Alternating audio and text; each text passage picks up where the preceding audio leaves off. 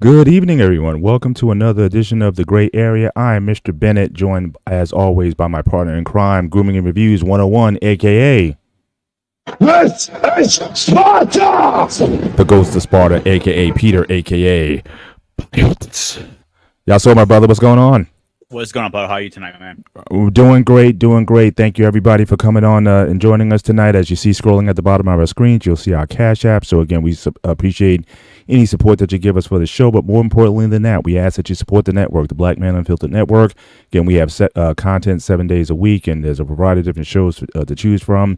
So we ask that, if anything, drop a super chat or cash, to the network. Support us so we can continue to grow this platform. But tonight, we have a very special guest in the building tonight. I've heard so much about this man through Peter since we've been together. He has nothing but glowing things to say about him.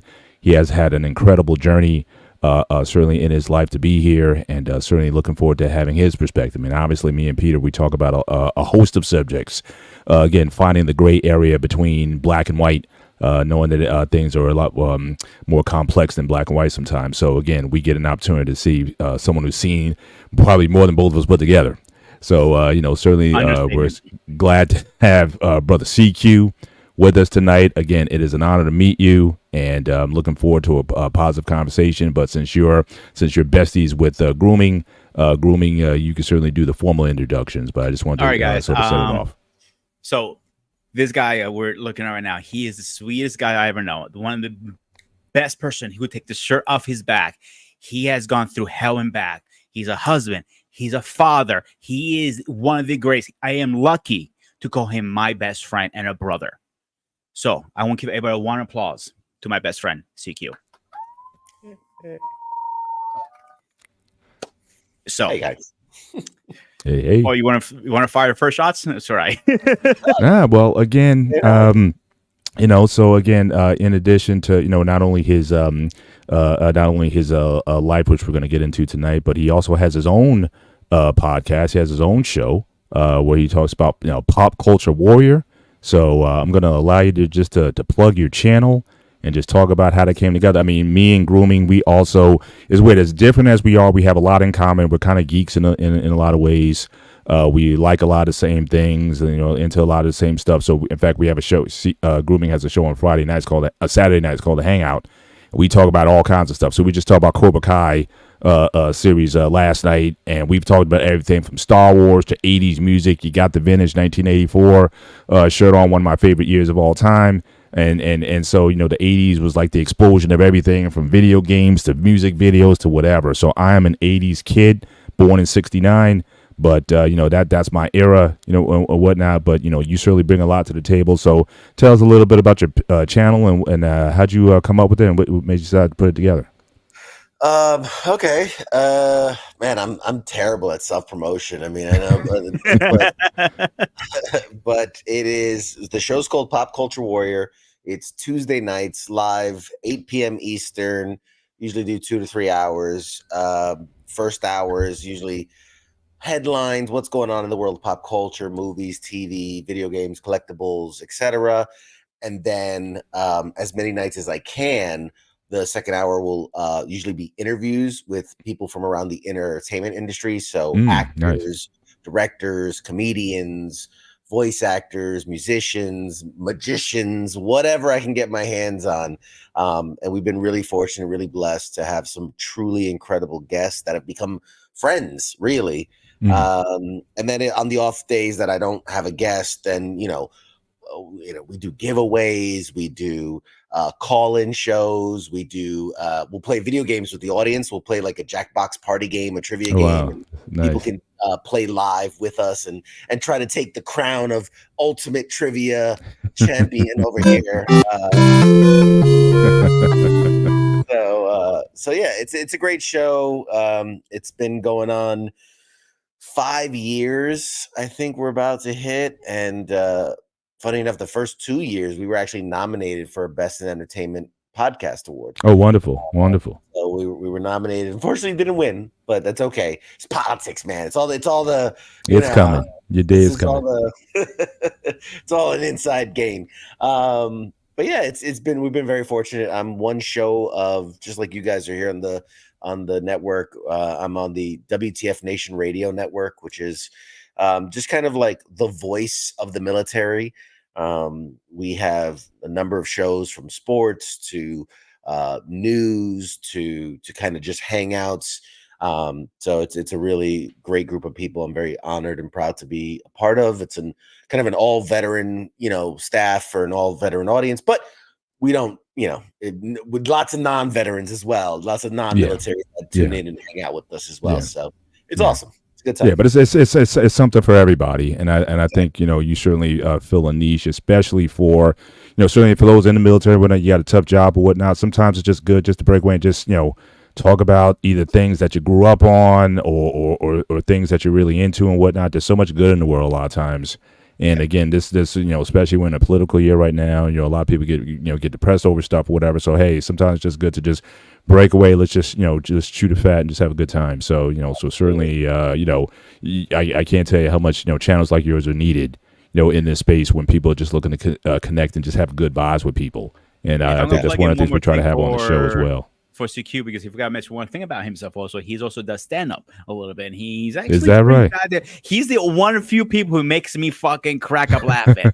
And he won't admit it. He's pretty good, actually. Like he's getting his own HBO special pretty soon. Just wait.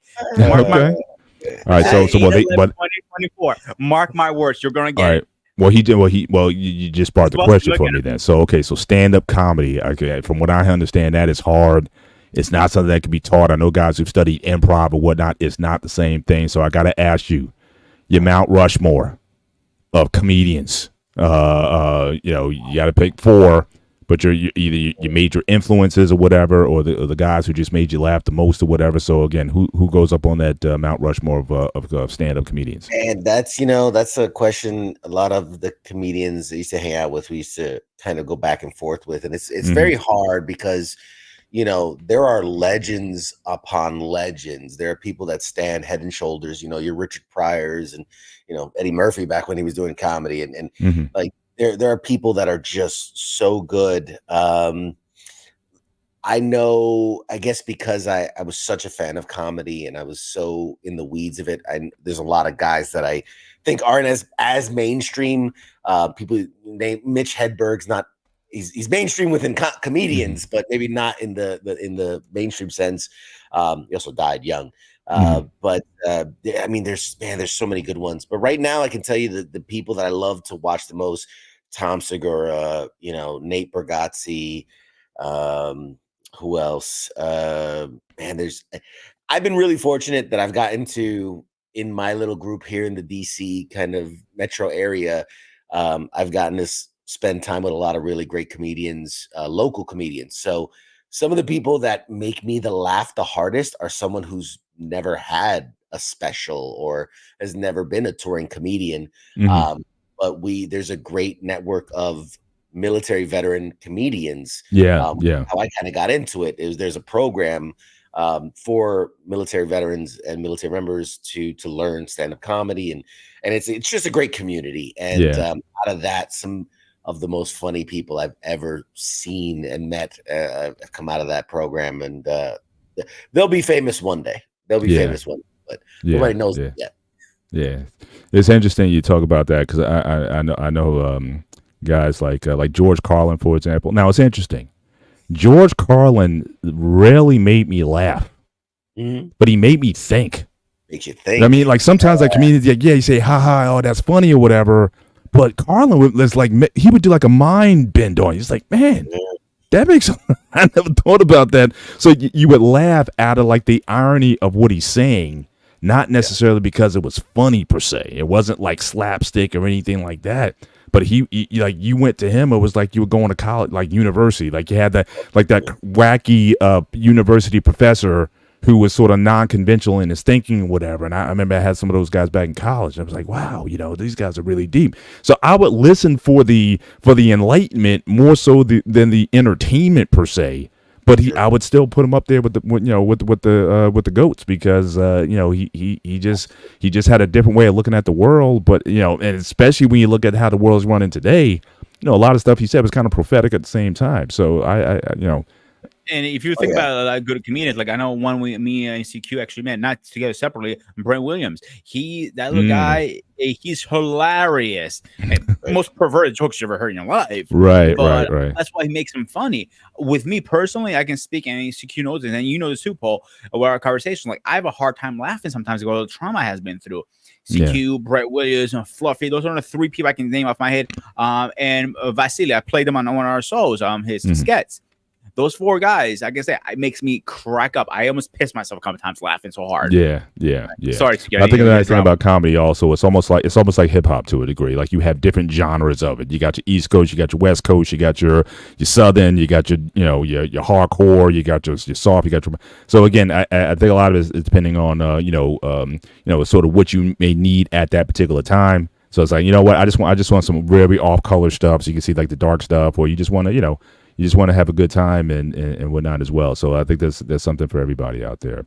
But yeah, so again, we got your channel. So we dropped it in the chat. So again, everybody definitely check out CQ's channel, Pop Culture Warrior channel.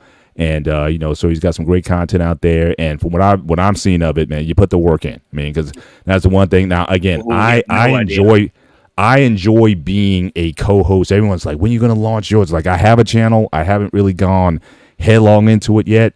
But I enjoy certainly co-hosting shows. I've guest hosted shows when I love being the substitute teacher. But to stand out there and to put out content week after week and keep that going for you guys are able to do it, salute. But he's definitely putting the work in. So definitely to check out, not only that, check out his website, popculturewarrior.com. His link tree has always been posted there as well. So check him out. He has a lot of great content there. But CQ, I want to turn it over to you. So let's get into the man. And how do we get here? Where did it start?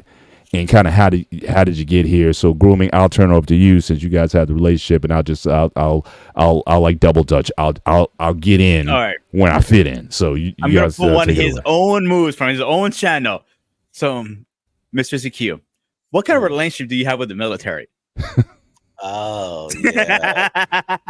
He told me about this last night. He's like he was kind of like, watch this. All right, I'm gonna say. I was like, where's this going? So he's got me curious now too. Look at his face. That's what I'm gonna say.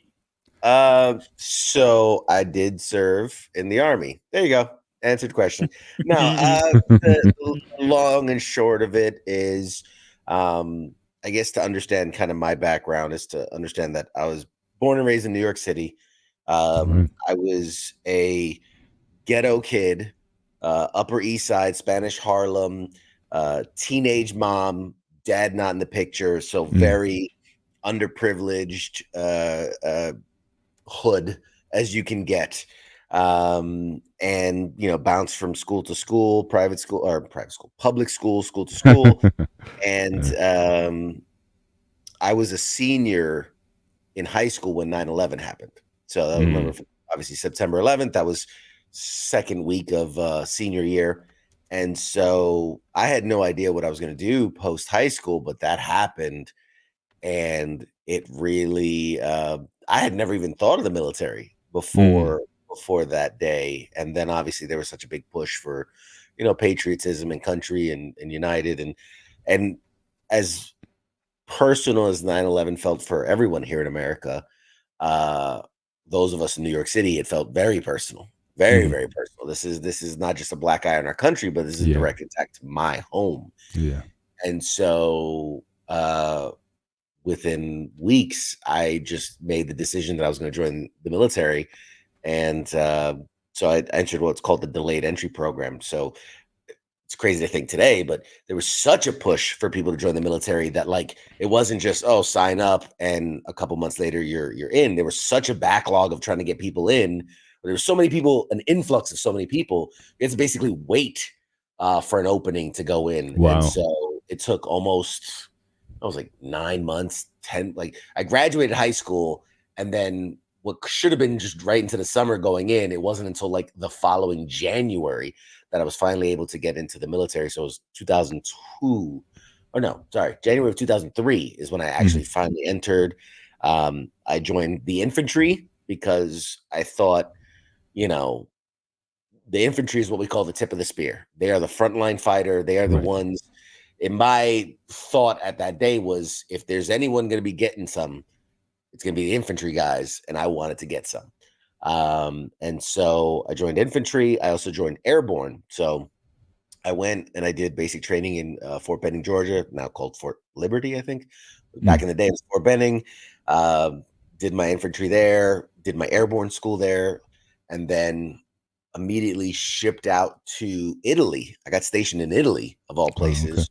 So, you know, for a New York City street rat, who I'd never really left the city, to then, you know, I'm training in Georgia in the boonies in the woods in Georgia. To next thing I know, I'm in Italy.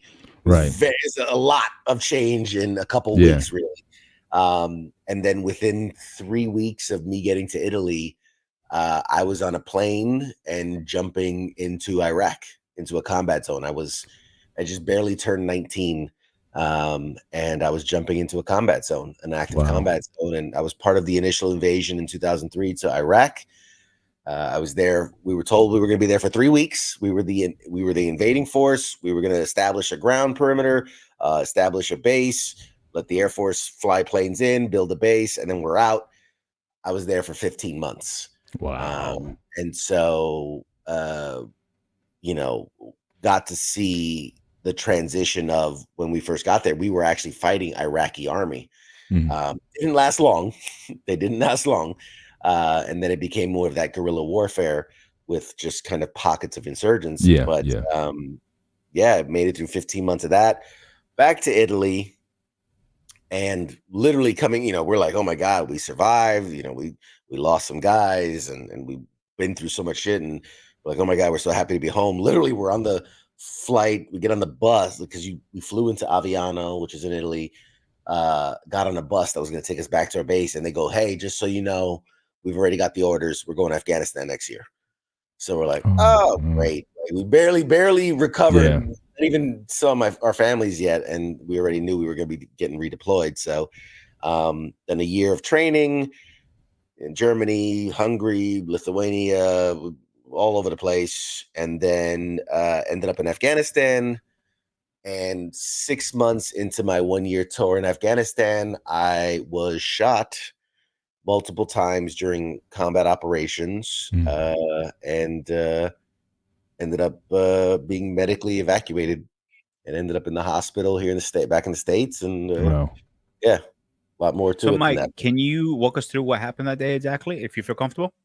Sure. Yeah. Oh, I'm an open book, man. You can ask me anything. Man, I don't want to take up all the time. So the this is about you.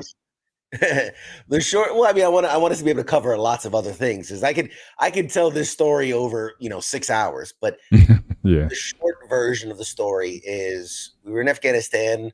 We were on the border of Pakistan, the Pakistan-Afghanistan border, a little place called Paktika, and we had been told that a lot of the time the Al-Qaeda were the big thing.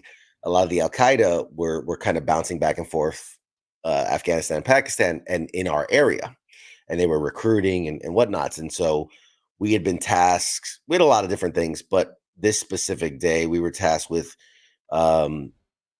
capturing a guy who would have basically been like Osama bin Laden's right-hand man. Gotcha. And so there was a cardinal mistake made, and that is, in the military tell you, you never take the same route going out, coming back. You always vary your routes, you vary your times, you vary your missions. You don't do the same thing, because once the enemy can get onto what you're doing, you're going to pay for it. Right. But it was not made at our, decisions were made at our level. Yeah. Right. So again, the short of it is, through intel and things, we were finding where this guy kept popping up. And so we would do what's called a QRF, a quick reaction force, jump on a helicopter, get in there and try to capture him. But we were always getting there just as he left. We just missed him. Right. So we did this like 4 or 5 days in a row. Again, you should never do the same thing multiple times. Right. Apparently he caught on to it. And so they set a trap for us. And basically, when we got the next call, we hit the ground and they had an ambush waiting. And so we exited the aircraft, and one of my guys, I was a team leader at the time, and one of my guys, I didn't realize it, but as he exited the craft, I saw him kind of fall, and then I saw him kind of grabbing his leg, and I could see he's screaming, but it's very loud. You can't hear anything. And so when the chopper pulled away, I could hear him screaming, I'm hit. And I could hear that, of gunfire. And so I was kind of behind this rock, and basically he was out in the open laying there because he had been hit twice in the leg. And I could see the little like puffs of dirt bouncing around him. Yeah. Which tells me he's still being shot at. And so, and I hate telling this only because it sounds way more heroic than it really is meant to sound. And it's just, this is what we just do what we're trained to do. Right. And so I sprinted out into the open, which is a bad idea, and grabbed him. We have these little pull collars on the back of our armor. As I just grabbed him and I started dragging him back because I figured, all right, over there, I wasn't getting shot at. So that's got to be safe. But in the process of dragging him, I was shot first in the bicep. I was shot in my bicep. And I can only piece this together. I mean, it took me months to really piece it together. And it's because everything's happening so fast. And I just remember, like, as I was dragging him, he suddenly it felt like he got heavier. And I, like, again, it's all a blur and all a jumble in your head. But like, I thought, oh my God, maybe like his satchel or something got stuck on like a root or a rock, or I just knew I couldn't pull him anymore. Right. And I remember looking down, I didn't see anything. It looked pretty smooth. And so I just like threw my whole body into pulling harder, and I got him moving again. I didn't realize that I'd been shot in the bicep, which had shattered the bone and disconnected basically all the muscle and everything in my arm. And so I had basically, like, I had my weapon and I was slung across. So I kind of just tossed my weapon aside and it slung behind my back, hooked my other arm, and just pulled with both. Right. And got him going again. And that's when I took a round through my shoulder, which actually, because of the angle is that, it actually kind of came like up and was headed to my neck, but hit my clavicle and redirected and came out my back. And again, the only reason I know is because all of a sudden he got way heavier. Heavy again. It's because I had completely severed my entire shoulder from my body. And so at this point, I'm just pulling with two dead arms, but your brain is just saying that's safe, go there. And so I dragged him, I got him into cover, still hadn't realized I'd been shot. I just remember I put him down. I said, stay down. And as a team leader, I'm like, all right, I know my guys are, they were spread out and I could hear them shooting and making call outs. So in my head, I'm like, all right, I'm going to assess the situation. We'll call it in. We'll make whatever. We do the things we have to do. And I went to pick up my weapon because it has like a, scope and allows me to see. And my arms were like noodles. And like they were just swinging. And I'm like, my brain's saying, pick up your rifle, look through the scope. And I just was like slapping at it. And my brain couldn't compute fast enough because like I know I'm not in like combat shock, because at this point we've been in hundreds of firefights. And like this is second nature. We know what to do. And so I couldn't figure out like, why is my arms not suddenly doing what I'm telling you to? Now, bear in mind, I'm standing out in the open going like, what the hell is going on? And I basically took 2 rounds in the chest. I took one would have hit me in the heart and one in the lower abdomen had I not been wearing the body armor. Now, the body armor did stop the penetration of the bullets, but the impact ended up shattering like 4 or 5 of my ribs, collapsing my lung, and then obviously causing massive internal damage. And it's like getting hit by a car. You're just suddenly blown off your feet. And so I landed on my back. I couldn't breathe because it felt like there was an elephant sitting in my chest, but as I had collapsed the lung. Mhm. And so like I'm like my brain's screaming at me like get up, get up, get up, get up, get up. And an explosion went off, and there was a whole bunch of things happening. And I remember I could hear like that zip as bullets are whizzing by me, Mhm. and like again the dirt just kind of like poof, it makes this weird sound as it pops up, and so I just kind of rolled because my body was kind of at an angle. I couldn't. My body was starting to shut down. It was starting to go into shock, and it was starting to shut down. And so I just remember thinking like roll downhill, and I just kind of rolled my body as far as it would go, and eventually kind of got stuck. And I was trying to make call outs, but I'm like, I can't see anything. I don't know where anything is. And luckily, one of my teammates saw that I was down, and he came running over to me, and he starts like checking me and moving things. And he's like, this is a good friend of mine, Mexican dude, oh, jumped over the border Mexican kind of dude. Mm. Brown, dark brown. We've been sitting in the sun for 6 months, dark brown. And when he looked down at me and I looked up in his eyes, I saw like all the color drain out of his face. And he was about as white as Pete there. And I was like, oh, that's not good.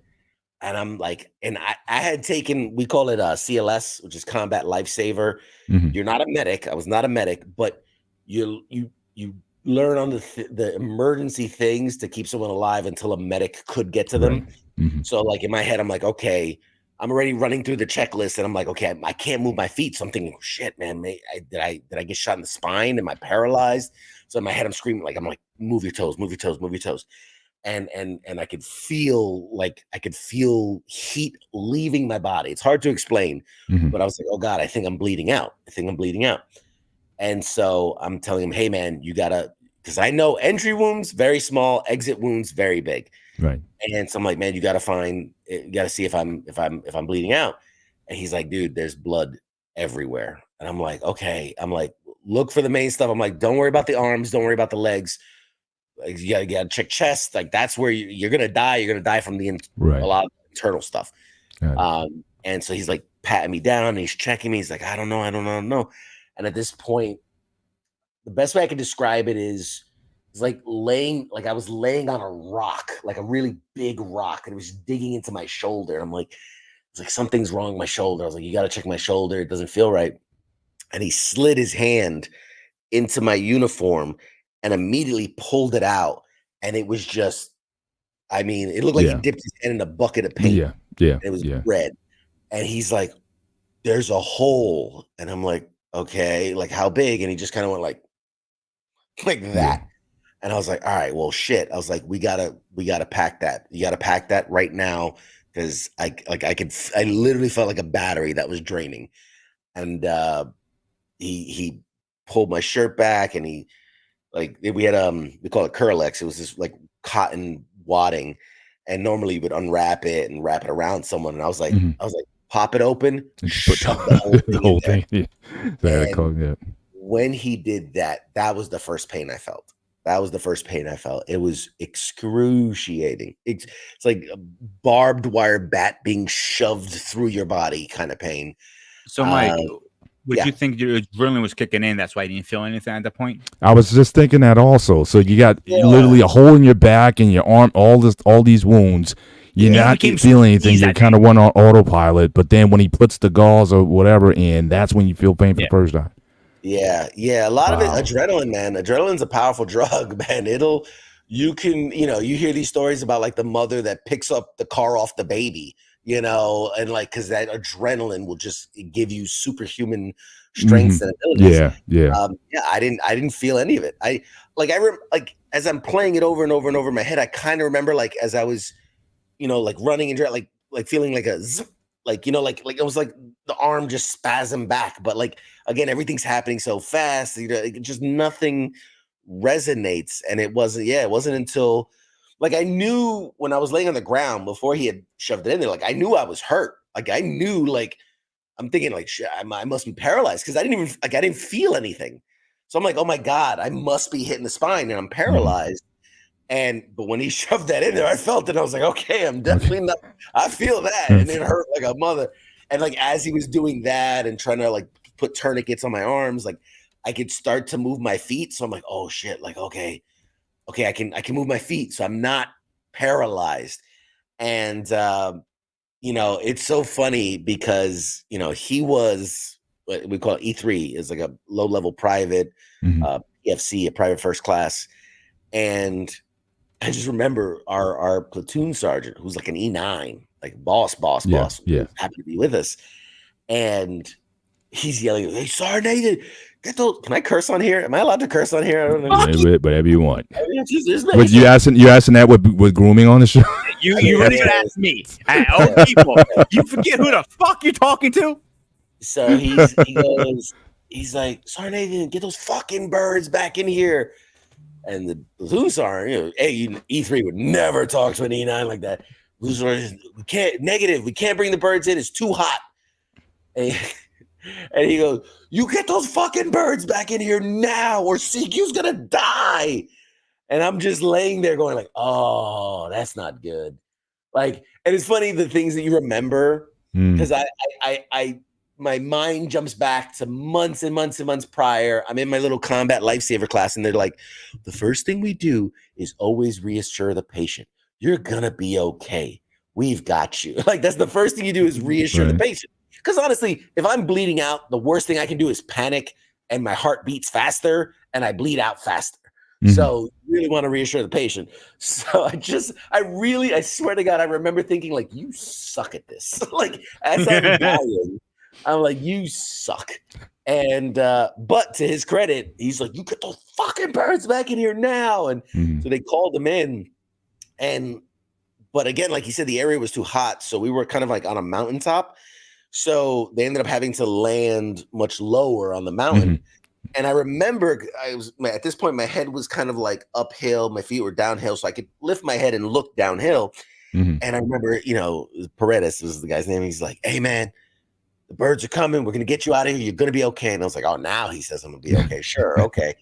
And I remember he's like, "Okay, they're coming. And I remember I could see them like way down at the base. And they looked like this big, giant helicopters that looked, and I'm like, wow, that is far. And we had this thing called a skidco, which is basically like, if you think like those military stretchers, right? With the two poles. Yeah. Skid is basically just the fabric. There's no poles, because in our genius minds, we're like, those poles are big and heavy and we have to carry them around. Like, if worst case, we'll just use like twigs or something. Right. So this guy's unrolling the skidco next to me, which is basically just a mesh net. Right. And he's like, "Hey, we're going to roll you onto this. We're going to drag you down the hill."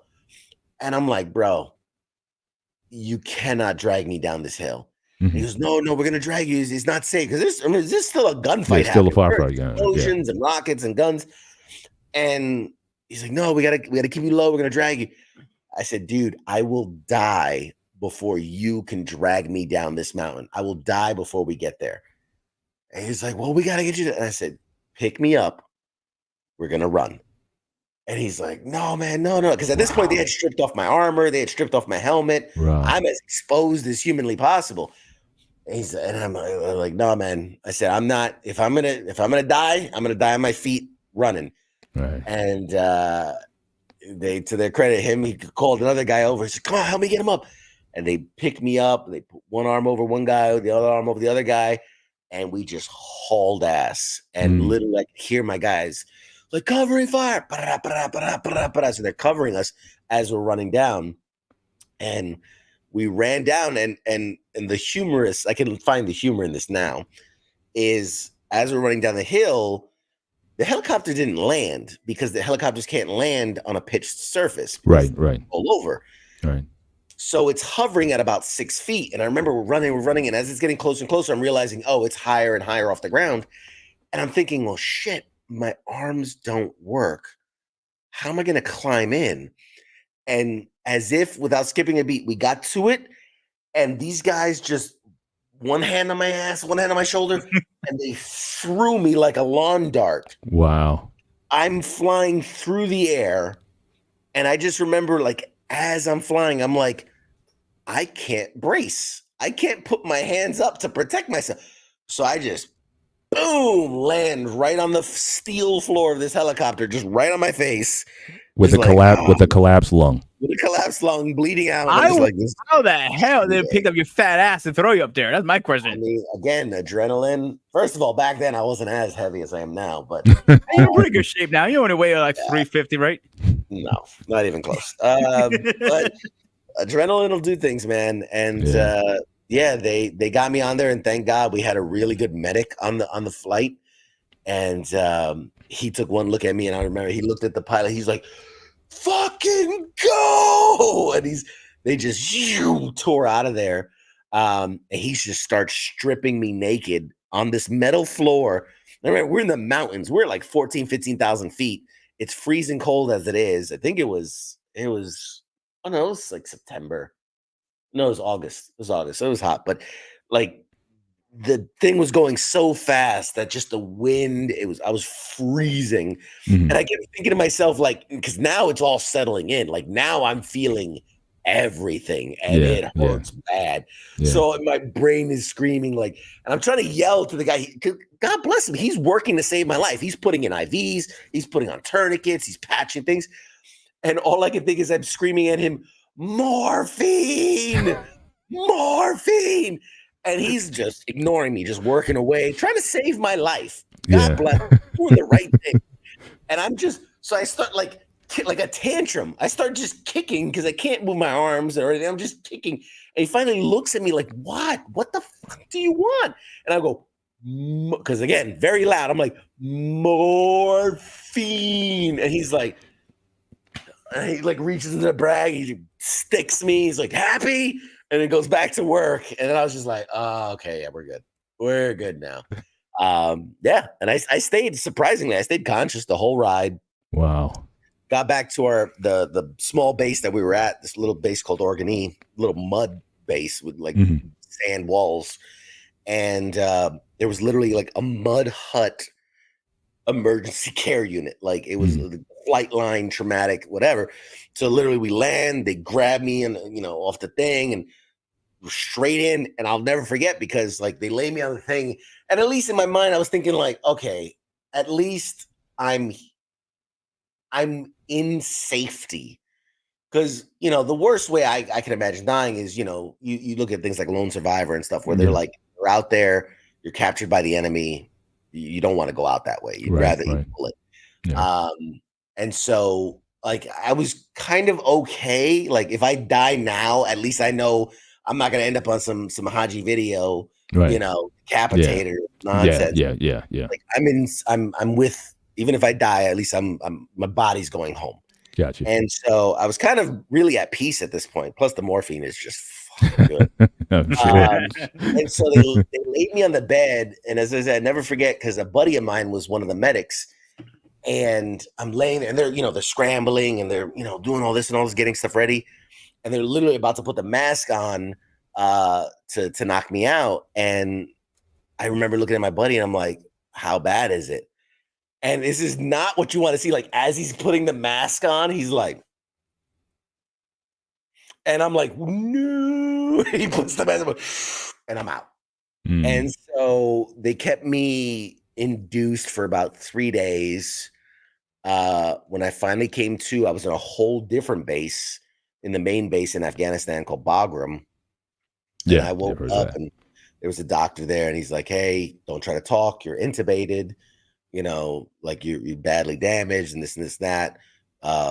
We're just waiting for a ride to get you out of here. And so like a day later, I was on a flight to Germany, to Landstuhl, which is the regional medical center in Europe. I was there for like 4 or 5 days. And like, they basically told me, they're like, there's nothing we can do for you here. You are way too badly damaged. We're sending you back to the States. And so from there, I took a flight back to the States. Ended up in Walter Reed Army Medical Center in DC. Yep. And I spent the next 2 years of my life recovering at Walter Reed. Wow. I had 44 operations. I died twice. I actually died twice. They had to bring me back. And then eventually I was medically retired in September of 2007. I was medically retired from the Army. So basically, all these events happen over a 4-year period.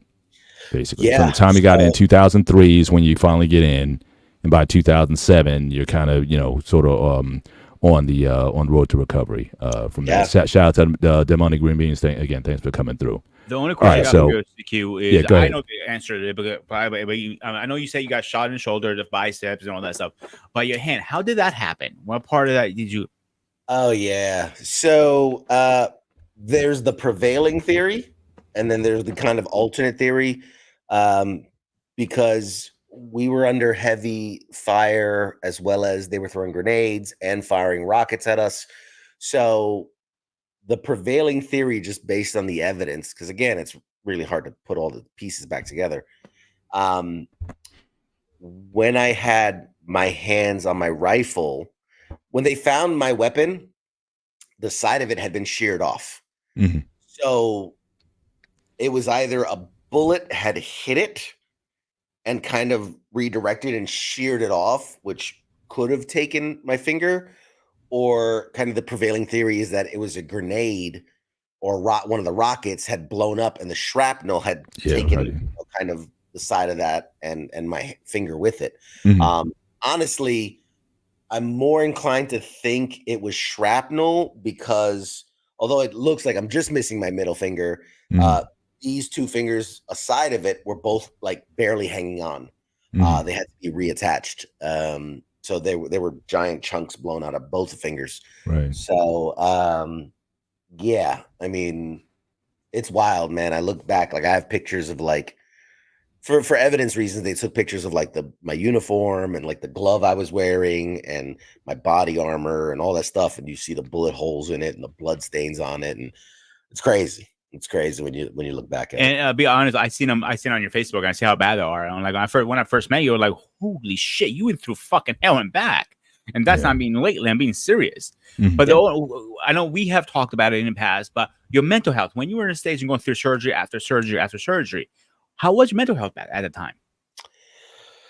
That's a great question. At that time, this was still very early in our 20-year war, Middle East war. Mm-hmm. Mental health wasn't given as much attention as it is now. PTSD was kind of the thing whispered about. Nobody really said it openly. Were they calling it PTSD then? Or were they still calling it? What do you call it? Like not shell shocked or was a big thing. Yeah. There was a couple. There's a couple 1,000-yard stairs and things like that. Yeah. PTSD was something talked about, but like I remember even like coming back from Iraq where they're like, "Hey, you have to go through the screening," and literally they would coach us through it. They were like, "Okay, make sure you answer no to every other question, or every question. Otherwise, you're gonna end up on a hold, and you want to go back to your families, right?" So like you'd be like, did you see any disturbing images? No. Like, dude, I saw people carved up and burned and things, but no, nothing disturbing. Were you near depleted uranium like that? We carried that shit in our trucks. Nope. And so early on it was really kind of pushed aside and dismissed, and don't get me wrong, rightfully so, the focus was my physical health. Obviously I was really bad, really bad. In fact, my first prognosis, the army doctors, they don't play, they don't joke, no bedside manner. They tell you like it is. They're blunt. And so I go, "Hey, doc, how bad is it?" And he goes, "Well," and he looks at my chart. "There's an 80% chance you're going to lose one of your arms at the shoulder and a 60% chance you're going to lose both arms at the shoulder." So I was like, "Well, okay." And he was like, "Okay, well, what do I do?" And he's like, "How well do you heal?" And he's like, "It really boils down to how well." And I'm like, at that point, I'd never broken a bone in my life. Right. And he's like, "Well, we'll do what we can and hope for the best." And got lucky a few times and had a few setbacks, but I'm here. But yeah, for the mental health part of it, I've said this very often, and I say this a lot, is that even though the physical healing took 2 years, and it continued on, honestly, afterwards. I still go to physical therapy and things like that just to help. But the majority of the physical care was over the 2 years. the mental health journey has been lifelong. Yeah.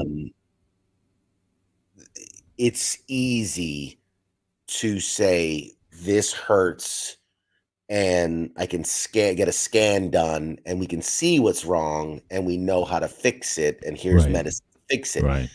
But when you say it hurts here and, I'm hearing things, I'm seeing things, I'm thinking things, it's hard, especially in our profession, being man, first of all, right? The macho thing, Mhm. and then being a military member, and then like infantry guys, we are super not humble.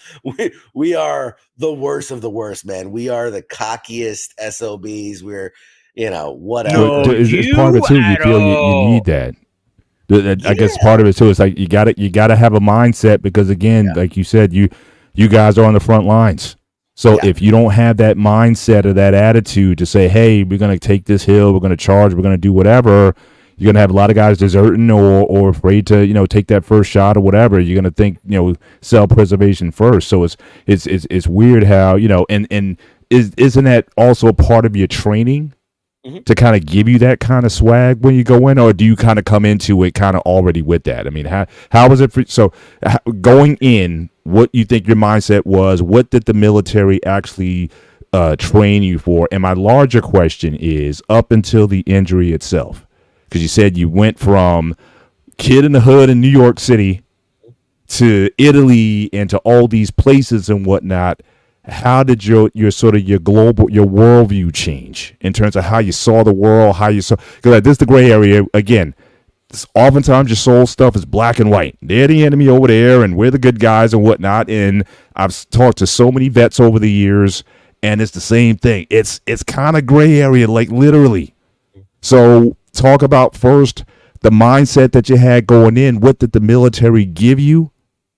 And then just overall on the way out over this 4-year period, how did it change you in terms of how you see the world and the sort of the whole geopolitical landscape? If you can tackle those two in that order. Sure. I mean, again, going in, being the city kid, it was a really hard transition just mentally, like for me, if you said, "Oh, the woods," I'm thinking like Central Park. You know what I mean? Like, I'll be honest, terrible public school system in New York. Right. If you showed me a picture of like the forest of Pennsylvania, I'd be like, "Oh, look, the 1800s." Like, conceptually, I thought everywhere was like New York City. Yeah. I thought everywhere had a subway system and skyscrapers and all these things. I didn't know any other way of being, and so it was a very hard transition to suddenly be out in the woods and bugs and sleeping in dirt holes and all these different things. And although I'd been around a lot of gun violence in the hood, it was very different, firing rockets and grenades and machine guns and things like that. So I was very babe in the woods. I was very lost. I didn't take to it as easily as So a you're lot talking of about, I guess, your basic training when you went, because I think you said you went to Georgia, right? You went to South first. Yeah. Fort Benning, Georgia. Mhm. And so it was definitely a hard, difficult transition into the military. Now, I really fell in love with it. I really did. And it was horrible. It was terrible. I remember my drill sergeants saying, like, you guys fucked up. Like, that you came to this. Because they're like, we're about to go to war. Because remember, this is right before everything kicked off. And so they're like, and I remember them telling us, like we're going to be harder on you than we've been on anyone in our career. And it was out of love. They're like, yeah. you're going They to got to harden war. you up. Yeah. It's from a survivor like, training, right, Mike? Say again? Survivor training almost. Yeah, I mean, it was this, and I mean, we hated them for it at the time, but I look back and I'm like, I'm so thankful that they did because they needed to toughen us up. We were going to see things and do things that they hadn't done in their career. A lot of these guys had come up during peacetime, and so they're like, it's our duty. Typically a drill sergeant is like, our job is to get you in, make you salute, make you shoot straight, and then push you out. But they're like, no, we need to train you for war. And so they beat the living hell out of us. And it was a tough transition.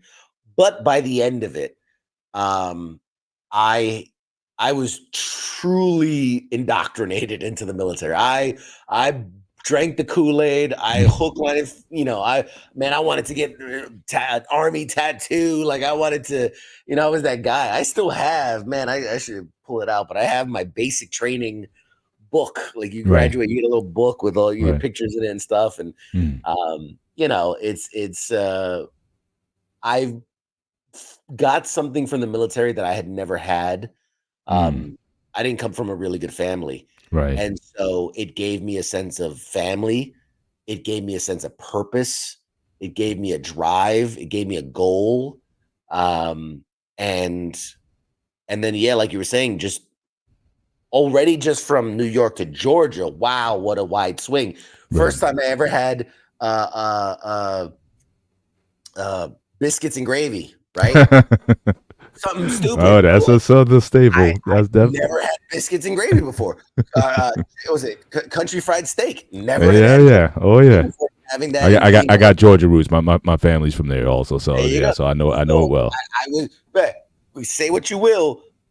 Leonard Skinner, the fucking Sweet Home Alabama. Yeah. The first time I'd ever heard it was at our graduation ceremony, and I went, man, this is good. Like, I like this. And like people were singing along, and I'm like, what are you? I'm like, I'm a Linkin Park kid and whatever, but I'm like, everybody's singing along. Like, this is catchy. Like, it was just so different from the world that I had known and grown up in. And so it really expanded my view then. And then next thing you know, I'm in Italy, and that changed my whole perspective on the world and how differently just Europe operates from the States, and then to be in Iraq, and being like, oh my God, like this third world country, and like the sewage running through the streets, and although it did give me some kind of New York City vibes in some of the neighborhoods, because you had like the wires going from building to building and things, and I was kind of like, it's kind of like home. And then going to Afghanistan later, which is like basically walking back in Bible times. Like they live as if technology in the world never happened. Like it's like Iraq is almost like high tech versus Afghanistan. Afghanistan's even more primitive. I would say like Iraq had infrastructure. It had like there's buildings and there's it's all third world countries, shot up, blown up, nasty. But like they had phones and TV and things. And I remember I'm glad I went to Iraq first. Well, no, I shouldn't say that. Like, because going to Iraq, I was very much like, oh my God, like this is horrible living. And then when I went to Afghanistan, I'm like, oh my God, like they don't have electricity. There's no wires. Like everything's mud huts. Yeah. Like it was, man, totally different. Totally different. That was an eye-awakener for you, right, Mike? Yeah, man. People like, and it's totally understandable, but like Iraq, Afghanistan, same thing. No, it's like levels saying to this. Mexico and Canada, like they're close, but they are nothing alike. They really are. And then just geographically, it depends where in the country you are, because a lot of times I'll say stuff and people, I was in the desert in Iraq, and I was in the city and it was different.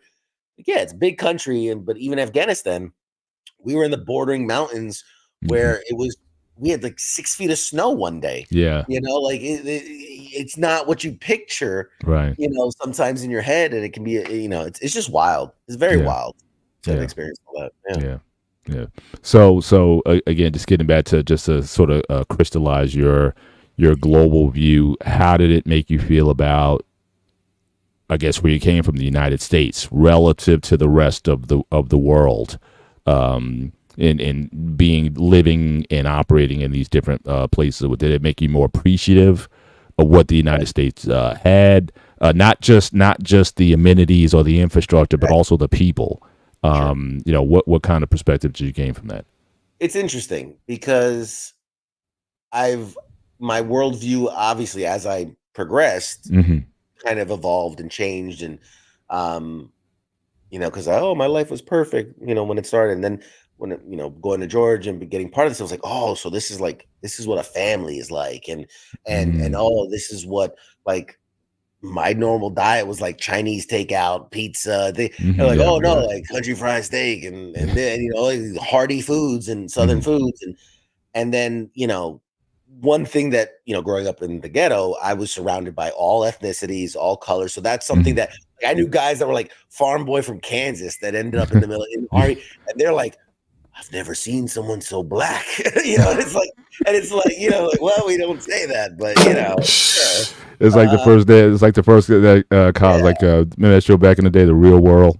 It's like everybody came from, like everybody thought that everyone's from San Francisco or whatever. You put all these people together and whatnot, and it's like culture shock for everybody in that little space, even though we're all from the U.S. That is funny. I guess when we, like me and Mike grew up in New York, to us, like seeing like a Spanish person walking down the hall or a Middle Eastern person, a black person, whatever, was common. But when you go down to the South, like you can vouch for more, Paul. Like, wait, that's a Spanish person. There exists? I thought they were a species. Yeah, it's like I said, all ethnic. I grew up. My family's from there. I've been there. I lived there for some time, but most of my time I'm been in Jersey. So again, I get the multicultural, multi-ethnic. But again, it's just like when you're in a room and the guy's from Kansas, or the guys from Iowa, or the guys from again from South, but again in not the most integrated areas. Again, when those folks, you get all those folks together, it definitely creates an interesting dynamic. Sorry, no, I didn't mean to interrupt. It's wild. Like one of my best friends when I was in was, when I say farm boy, I mean farm boy. Like tossing hay bales and milking cow. Like he grew up on the farm, and here I am, this like inner city kid, and we became the best of friends, and it was so empowering. Like, because you could have your cliques, right? You have the black guys over here and the Spanish guys over here and the white guys over here. But I mean, I can't speak for the military as a whole, but in the infantry, in my unit, like we were very diverse, and we were very, like, you would have the white goth kid with like the black super into urban rap and whatever, and then the white guy with the country music, and we're all just shooting the shit, and we're drinking, and we're having a good time, and occasionally tempers flare and things like that, but we settle all that beef. You throw on the boxing gloves, you settle that beef. But absolutely, again, as to answer your question, as I traveled, and I think Europe more than anything really opened my eyes into just, because again, it's comparable to the US, whereas like something like Iraq and Afghanistan, you can't right. That's totally But going to Europe, and like I took every chance. Obviously, after I survived Iraq, I was like, holy shit, I'm alive. I need to experience as much life as I can, because I know I was going to Afghanistan. I'm like, I might not survive that one. Right. Like I went to Spain, I went to Ireland, I went all over Europe. I traveled over Italy. I wanted to experience as much as I could.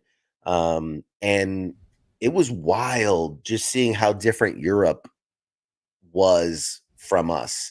And again, we're raised to think, believe, oh, we're this superpower, which America by all means is a superpower, but we're not excellent at everything. We're not. And this belief that we're number one, like, most times we're like number 23, number 17, like, I saw things like, just as a quick examples, in Italy, in the middle of the day, if you try to go to a store or get something done, most businesses, the siestas, right? The afternoon siestas. They go home and they have lunch with their families. The kids come home from school and have lunch with the parents.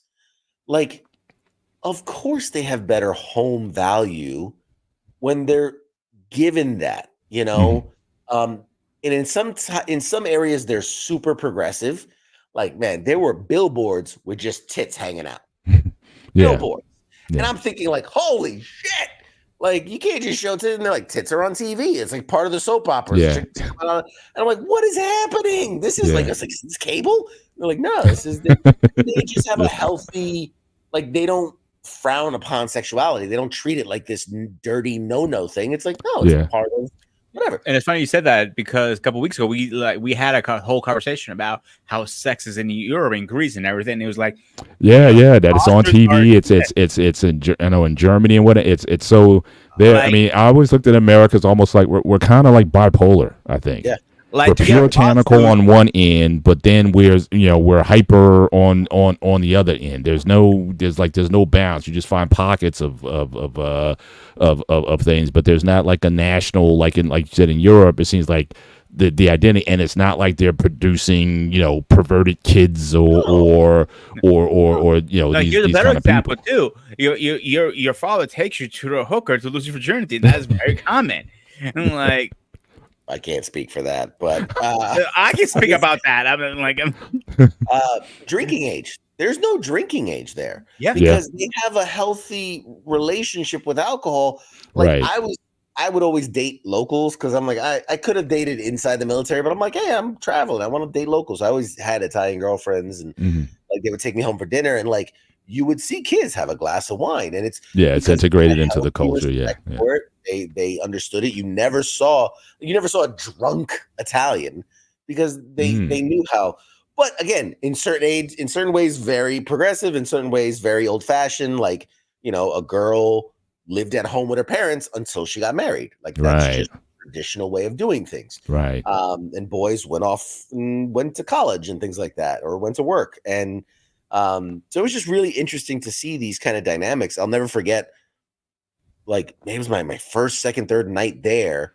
Well, this guy's like, hey man, we're gonna go out to dinner. Like, come with us. I'm like, all right, cool. And we go out to this restaurant, and we're sitting there, and we order our food, and we're eating. And I remember looking over, and I see this like grandfather with his granddaughter, and they're having a nice meal. And I'm like, that's beautiful. Yeah. And then she climbed into his lap, and they started making out. And I went, oh no, that's not what I thought it was. And I look over to the other guy, I'm like, eh? He goes, yeah, that's normal here. Like, because older men are considered to be able to provide for women. So they typically have younger, whatever.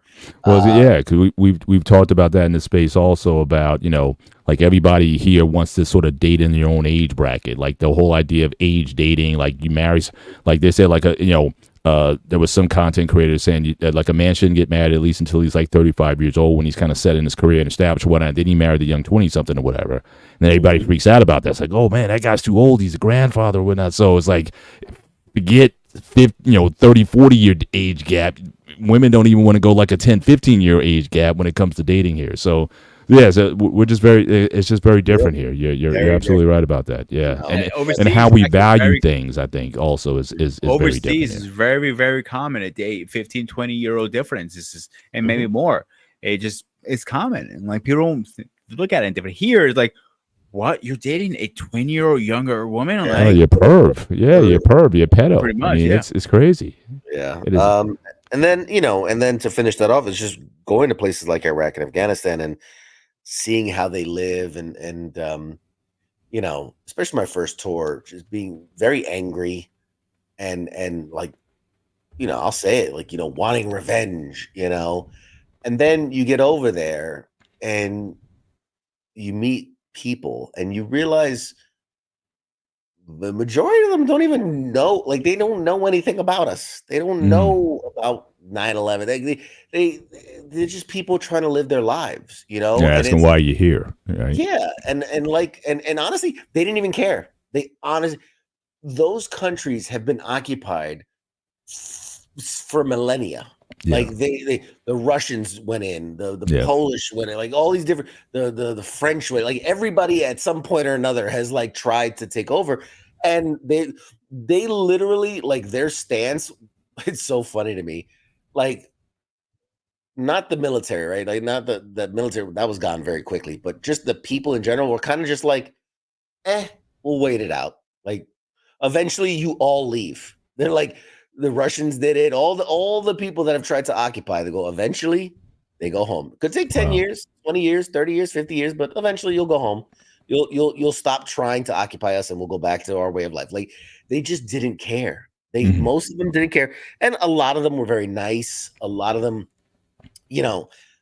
I really don't like to talk politics and religion and things like that, but I will say this.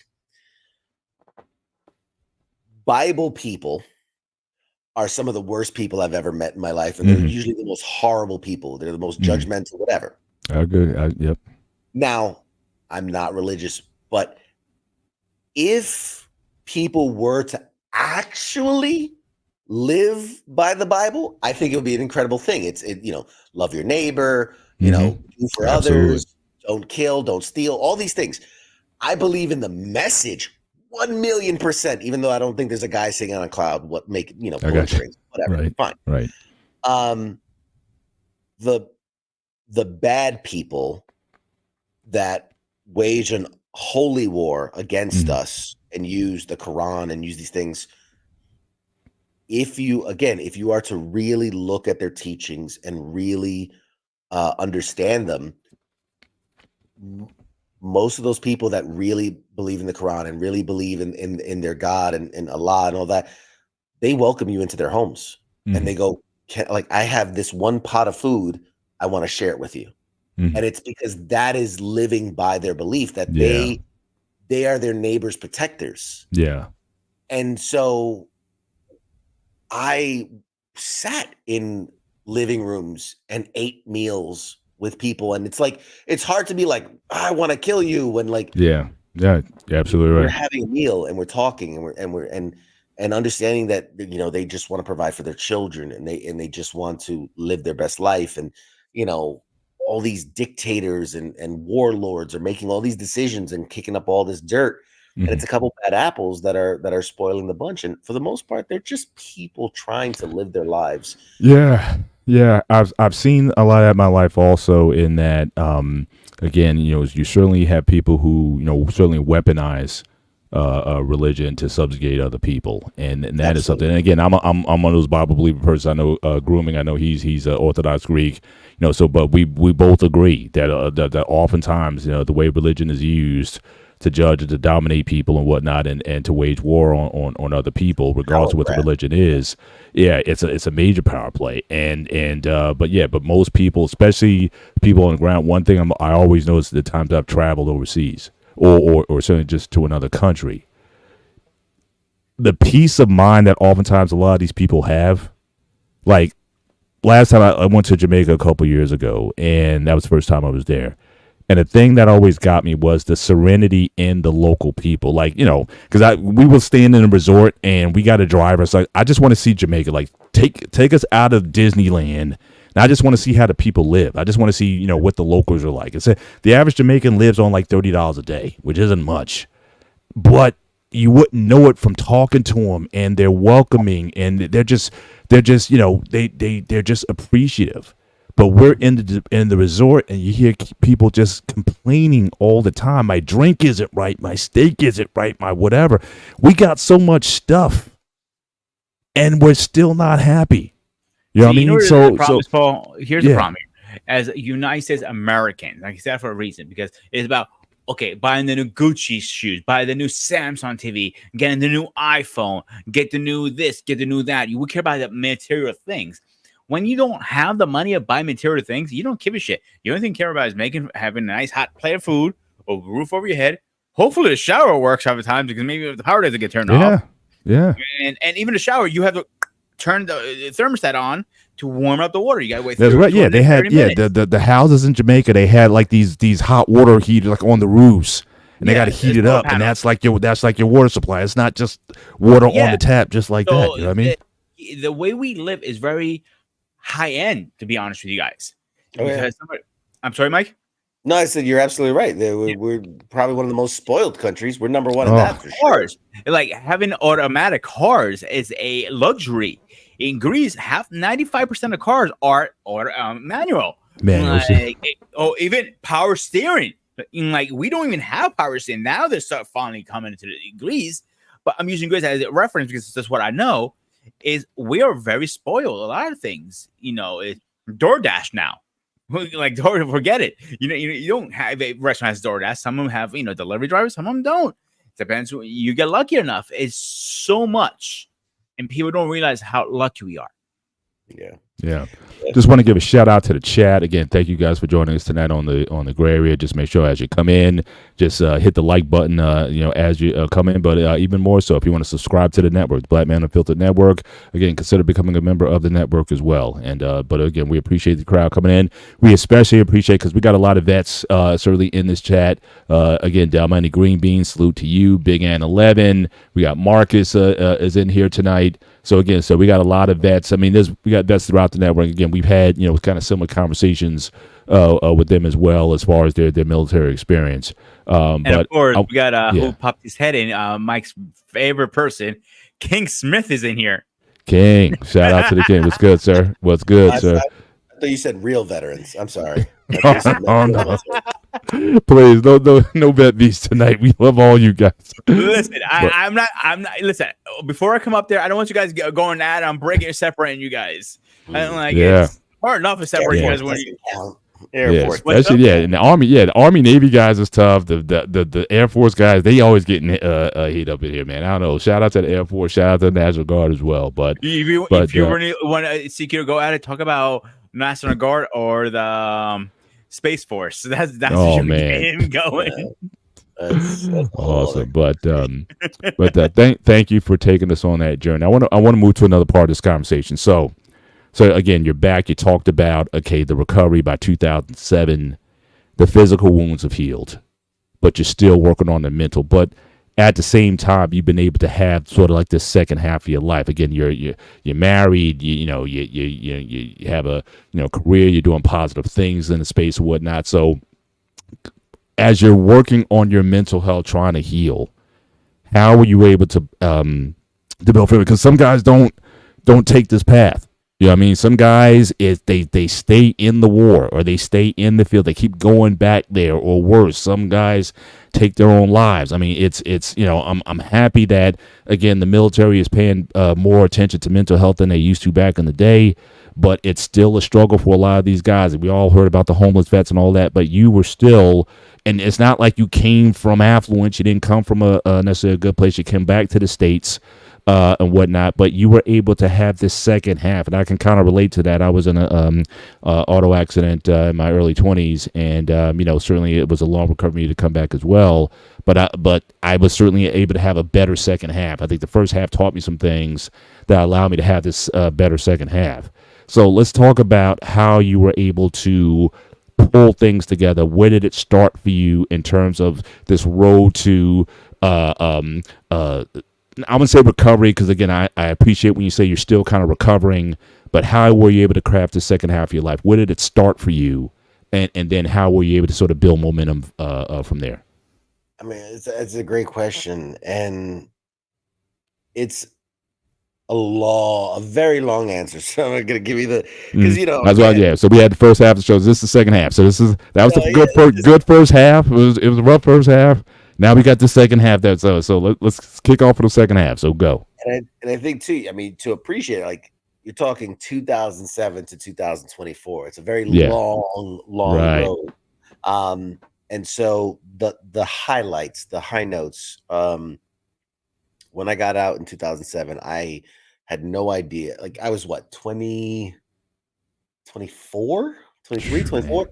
And they're telling me like, hey, that's it. You're medically retired. They're like, bye. Like there's they're much better now, but at the time they were I remember. They were literally like, sign this document. I was like, okay, why? They're like, because you're retired now. And I was like, wait, what? And they're like, here's the door.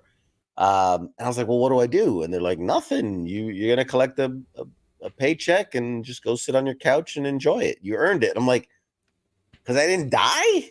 Like I don't feel like I earned it. I feel like I just didn't die. Right. And so I didn't know what to do. I kind of hid away. Me and my wife bought a house in Pennsylvania. Well, let's back up there. I like to know, how'd you because I know for me, one of the best things that happened to me was certainly meeting my wife. We're in our 28th year marriage. That did a lot for me in terms of my self-image and whatnot. So again, don't just skip over that. That's a pivotal thing. So how did that come together? So if I I will tell, be careful what you say. She might be watching. no, she's. I mean, yeah, she's the best thing that happened to me. Honestly, I wouldn't be Yeah. where I'm at today if not for her. I only skipped it because it's a long story, but also it's like every time I tell the story, people are like, "Oh my god, that should be a movie. That should be a book." So again, I'll in the Give us the interest cliff notes. of We'll talk about that in the time, next one on our relationship. So we'll bring you back. We'll talk about that one. But just give us the cliff notes version of it.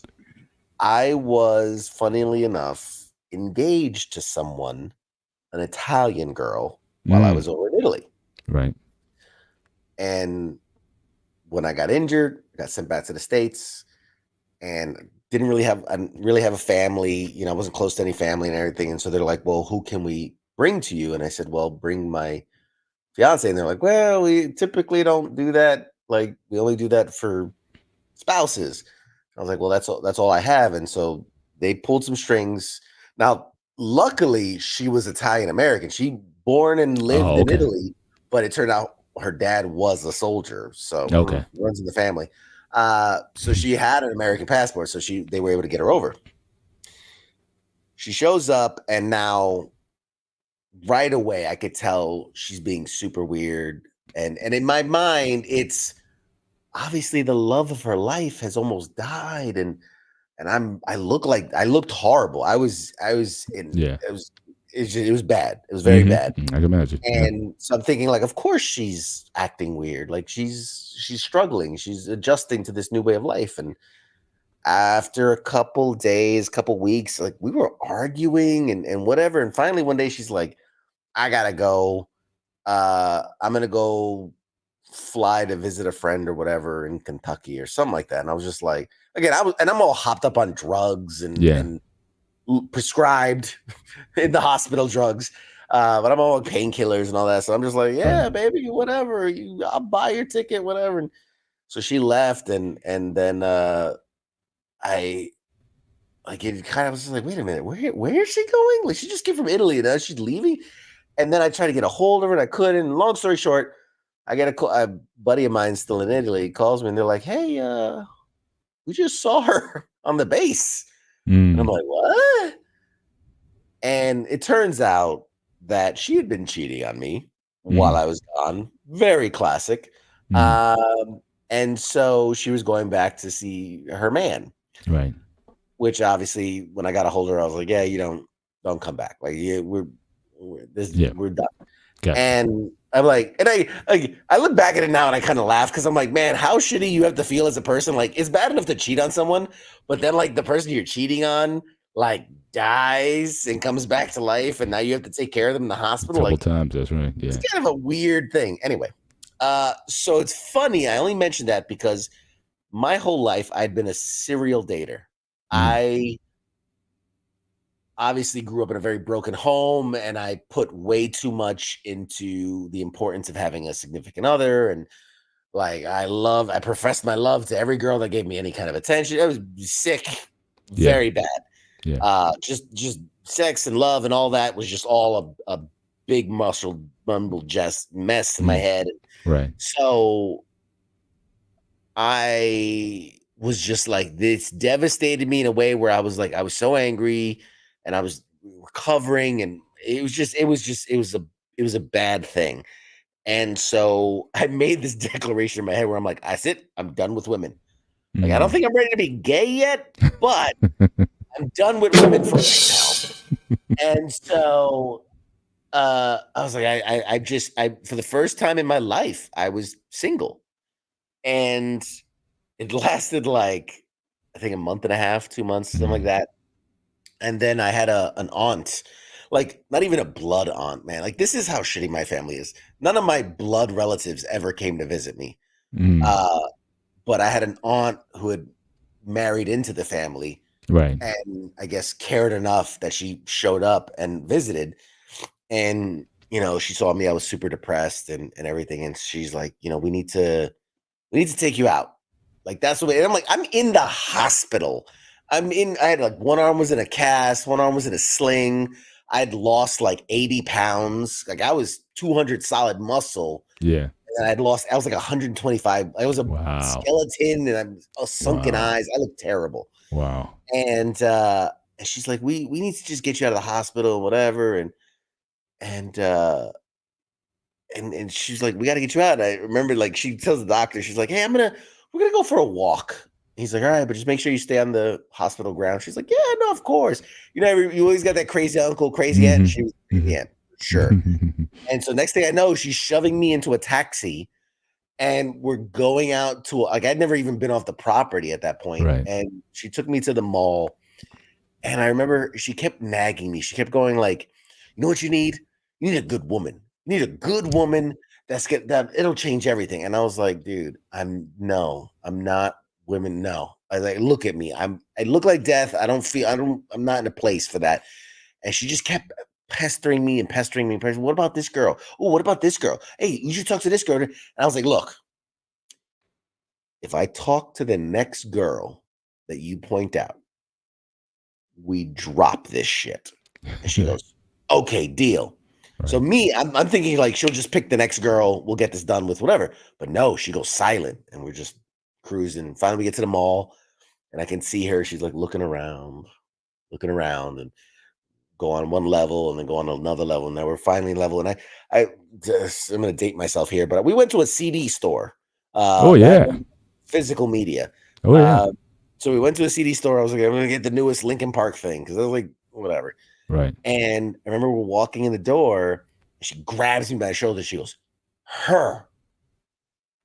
And my wife is gorgeous, gorgeous girl. And I was like, in my prime, cocky, in uniform. I'm thinking if I'm at 100%, you'd have a tough time bagging this one. I would have been nervous to talk to the girl. Yeah, right. Like not even the regular, in dress uniform with medals and all this shit. I would have been nervous to talk to this girl. Yep. But because I didn't give a shit, and I was also high on painkillers, I was like, fuck it, let's go. Yeah. And so I walked up to her and I'm like, I swear to God, my opening line was, hey, come here often? Like, I was like, I got nothing. And she just gave me this very deer in headlights stare. She's a little brown thing. And she starts speaking in Spanish and saying, like, I'm sorry, I don't speak English and whatnot. Now, I grew up in a Spanish household. Mm-hmm. I understand Spanish fluently and I can speak it pretty well. Right. I just didn't want to bother because in my mind, she obviously speaks English and she's just pretending because I've had friends and family that have done it. You're pretending to speak only Spanish. I'm like, who doesn't speak English in America? But I'm like, she's obviously pretending. So I'm like, okay, I get the hint. You want nothing to do with me? Nice to meet you. And I turn around and walk back. And I went to my mom, like, hey, I tried. We're done. And because she knew I was done after that, she's like, oh, hell no, we're not giving up. So she grabs me and drags me back to the girl and says, hey, don't you want to talk to my nephew? He's a war hero. He's in the hospital. And like, she just starts hard selling me on this girl. Wow. And she's like, big eyes, like, oh my God, I can't believe these people are talking to me. And I'm like, dude, you're embarrassing the shit out of me. Like, stop it. And so Jenny, my wife, starts talking back in Spanish and saying like, look, I'm sorry, I don't speak English, whatever. Now, my aunt is from Nicaragua. So she goes, oh, no problem. And starts boom, and starts telling her in Spanish, like, oh, he's a hero. He's this, he's a man. He's amazing. You should give him time. You should give him a number, blah. And I'm listening. I'm just like, this is so awkward. And so she goes, which is the funny part. She goes, you guys should go on a date this weekend. And Jenny goes, I'm leaving the country in 4 days. Because it was like a Monday. And so she's like, I'm leaving on Thursday or Friday, whatever. She's like, I'm leaving the country. And I'm like, all right, strike two. So she doesn't speak English. Strike two. She's now leaving the country. Right.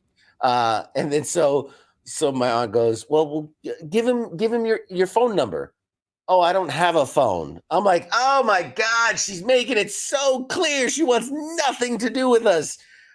And lo and behold, everything she said was true. She didn't speak English. She didn't have a cell phone. She was only visiting the country for like 4 days. She had literally got there the day before. Was on a like what they call a travel visa, vacation visa. Right, yeah. Visiting friends and family that were in the States, and then going back to her home in El Salvador. And so, ignoring all that, my aunt's just like, "Well, you know what? We're going to the club tonight. You should come with us." And I went, "Wait, what? We're going where tonight?" She's like, "Yeah, we're gonna go out, and you should come with us. It'll be fun." I'm like, first of all, it's a who goes out to a club on a Tuesday? I can tell you who. I'm like, his name is CQ. Yeah, like, apparently so. And so, long story short, my aunt just wrote on her phone number and like shoved it into her bag and was like, "Call us, we'll pick you up, whatever." And I'm like, we're never gonna hear from this girl again. Wouldn't you know it? A couple hours later, it was funny because we said like, "Oh, call us by 6 so we can, figure it all out." 6:00 rolls around, 6:37. And I'm like, "Look, this girl's not calling. She's not coming." And so my mom's like, "You know what? Fuck that girl. She wasn't even that cute anyway. So this is what we're going to do. Screw it. We are going to go out to the club and we're going to find you a girl." I'm like, no. And while we're arguing about that, phone rings. It's her. She goes, "Hey, sorry. I'm just getting back in." Literally, because I use the phone at home because I don't have a phone. So she's like, "I just got back home." She's like, "Do you guys want to go out?" And I'm like, "Holy shit." And we went out and we had a blast. We had a great time. We went out. We didn't do any real dancing or anything. We just sat and talked. You still got your arm. Yeah, you got your arm in a sling, and you got the other one in the cast. Your dance moves kind of blocky at that point. We had some drinks and we ended up just talking like almost all night. And at the end of it, we exchanged emails because she did have access to email. And this is where she surprised me, because through the night we had talked a lot about, and I said, "Oh, I'm at Walter Reed and I'm in this." And she asked me a lot of questions, and I wasn't used to people giving me a shit about me, to be honest. Yeah. And so I was very taken by this girl who was asking me a lot of questions. "Oh, yeah, I do physical therapy in the morning." And she was asking me about my schedule and like, what do I do? And looking back at it, I should have been like, this is a deep cover Russian agent trying to get information or whatever. She's like, "Oh, what do you do during the day and where you at and this and that?" And to understand, she was living in Virginia, or she was staying in Virginia, and I'm in like literally in the heart of Washington, D.C. Right. At Walter Reed. The next day, I'm waking up, I just got back from physical therapy. And like I literally closed my door and I'm like going to change whatever. And I hear knock, knock, knock, which is weird because no one ever knocked on my door. Right. Again, to understand this part is that the first 6 months I was in the hospital, I was inpatient care because I was so badly damaged. But shortly after that, there was such an influx of guys. They needed beds. So the most critical guys stayed in the hospital. And me, since I was able to at least walk around, they put me into a building right next to the hospital, which used to be a hotel, but it became like an annex hospital. So my room was in this like hotel style. But I get a knock on my door and I open it and it's her. Wow. And I'm like, "What the fuck are you doing here?" And she had taken like a metro train to another metro train to a bus. Yeah, no, that's then it. got off and then walked like 2 miles, got to the gate, which this was a military facility. Right. So she didn't have access. Right. She's like, "Well, I'm visiting someone in the hospital." And they go, "Okay, well, we need to see your ID." And she's like, "I don't have ID. I'm not from here." So they literally took her passport and held it at the gate because they're like, "We don't know who you are." So they held her passport. And then she somehow found my building, which is a bunch of buildings, somehow found my room, and somehow got there. I could have been anywhere at that point, and just surprised me. And I was blown away by this woman. And she stayed with me, and we talked. Again, we talked for the whole day, and we ended up spending every single day together for that entire week that she was in the States. And then eventually, like I said, on Thursday, Friday, she flew back home, and then we were just emailing, and it just blossomed into this relationship. And she would come visit every couple of months, and eventually I was like, "Man, I'm obsessed with you." And then kind of how that ends is that I was about to go to surgery again, and this was going to be happening like on my birthday or the day before my birthday, whatever. And she's like, I want to be there for you, because she knew I had nobody. And she's like, I want to be there for you. And I said, okay, great. And then she calls me crying. She's like, oh my God. I said, what's wrong? She goes, my dad took my passport, and because he found out that I was been traveling to go see you. Right. And she goes, no daughter of mine's gonna be some American, whatever. And she's like, he won't let me see it. And I was like, well, what's the issue? Whatever. And she's like, well, he says, if you care that much, he wants to meet you. I said, well, he can come too. Mm-hmm. And she's like, no. And basically she said that, like, unless I come there and meet the family, that we have to break up. That's that old school that you're talking about. Yeah. Old school. Yeah. And so I told her, all right, tell him I'll be on my way. And I literally, and I mean, this is, again, super stupid. I was known for making bad decisions, but I told because again, even though I was in the hospital, I was still military. You're still active. Right. And so you have like people that are in charge of you. And I told them, hey, listen, I need to go home for the weekend. I had a death in the family and I need to go. And they're like, all right, well, where are you going? I said, Pennsylvania. And they're like, okay, but make sure you go straight there. You do the thing, you come back. No problem. Went straight to the airport and flew to El Salvador. Wow. Spent 3 days there and met her family and spent the time with them and fell in love with them. And they fell in love with me, and her father blessed it and gave it approvals. And funny enough, I fell asleep on the beach. Not a good idea, and got so burned, like second degree, third degree burns. Oh my gosh. And so I got back, and this isn't like wasn't that hot in Pennsylvania? Yeah, it was February. It's the winter. And they're like, what happened to you? And I was like, it was a very sunny day. It was just very sunny.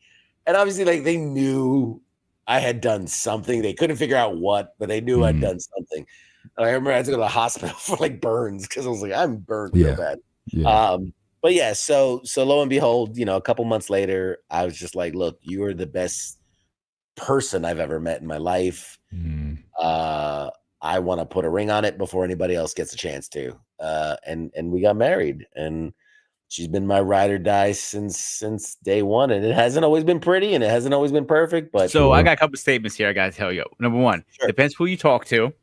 You talk to his wife. She says, oh, he stalked me. And the other way, they'll go back and forth. I hear this story, two different versions of it. My second statement, and I have told you this before, Paul, there's two men I always say that they're my role models for a good marriage. Is yourself, Paul, and my buddy CQ. He has one of the best marriages I've seen. Like, he still loves that woman and worships the ground she walks on. I'm not even being understatement. I'm being serious. But I first of all, shout out to the auntie for her persistence. So I mean, look, I'm a believer, and again, things happen for reasons and whatnot. People come into your life for a reason. People come into your life for a season.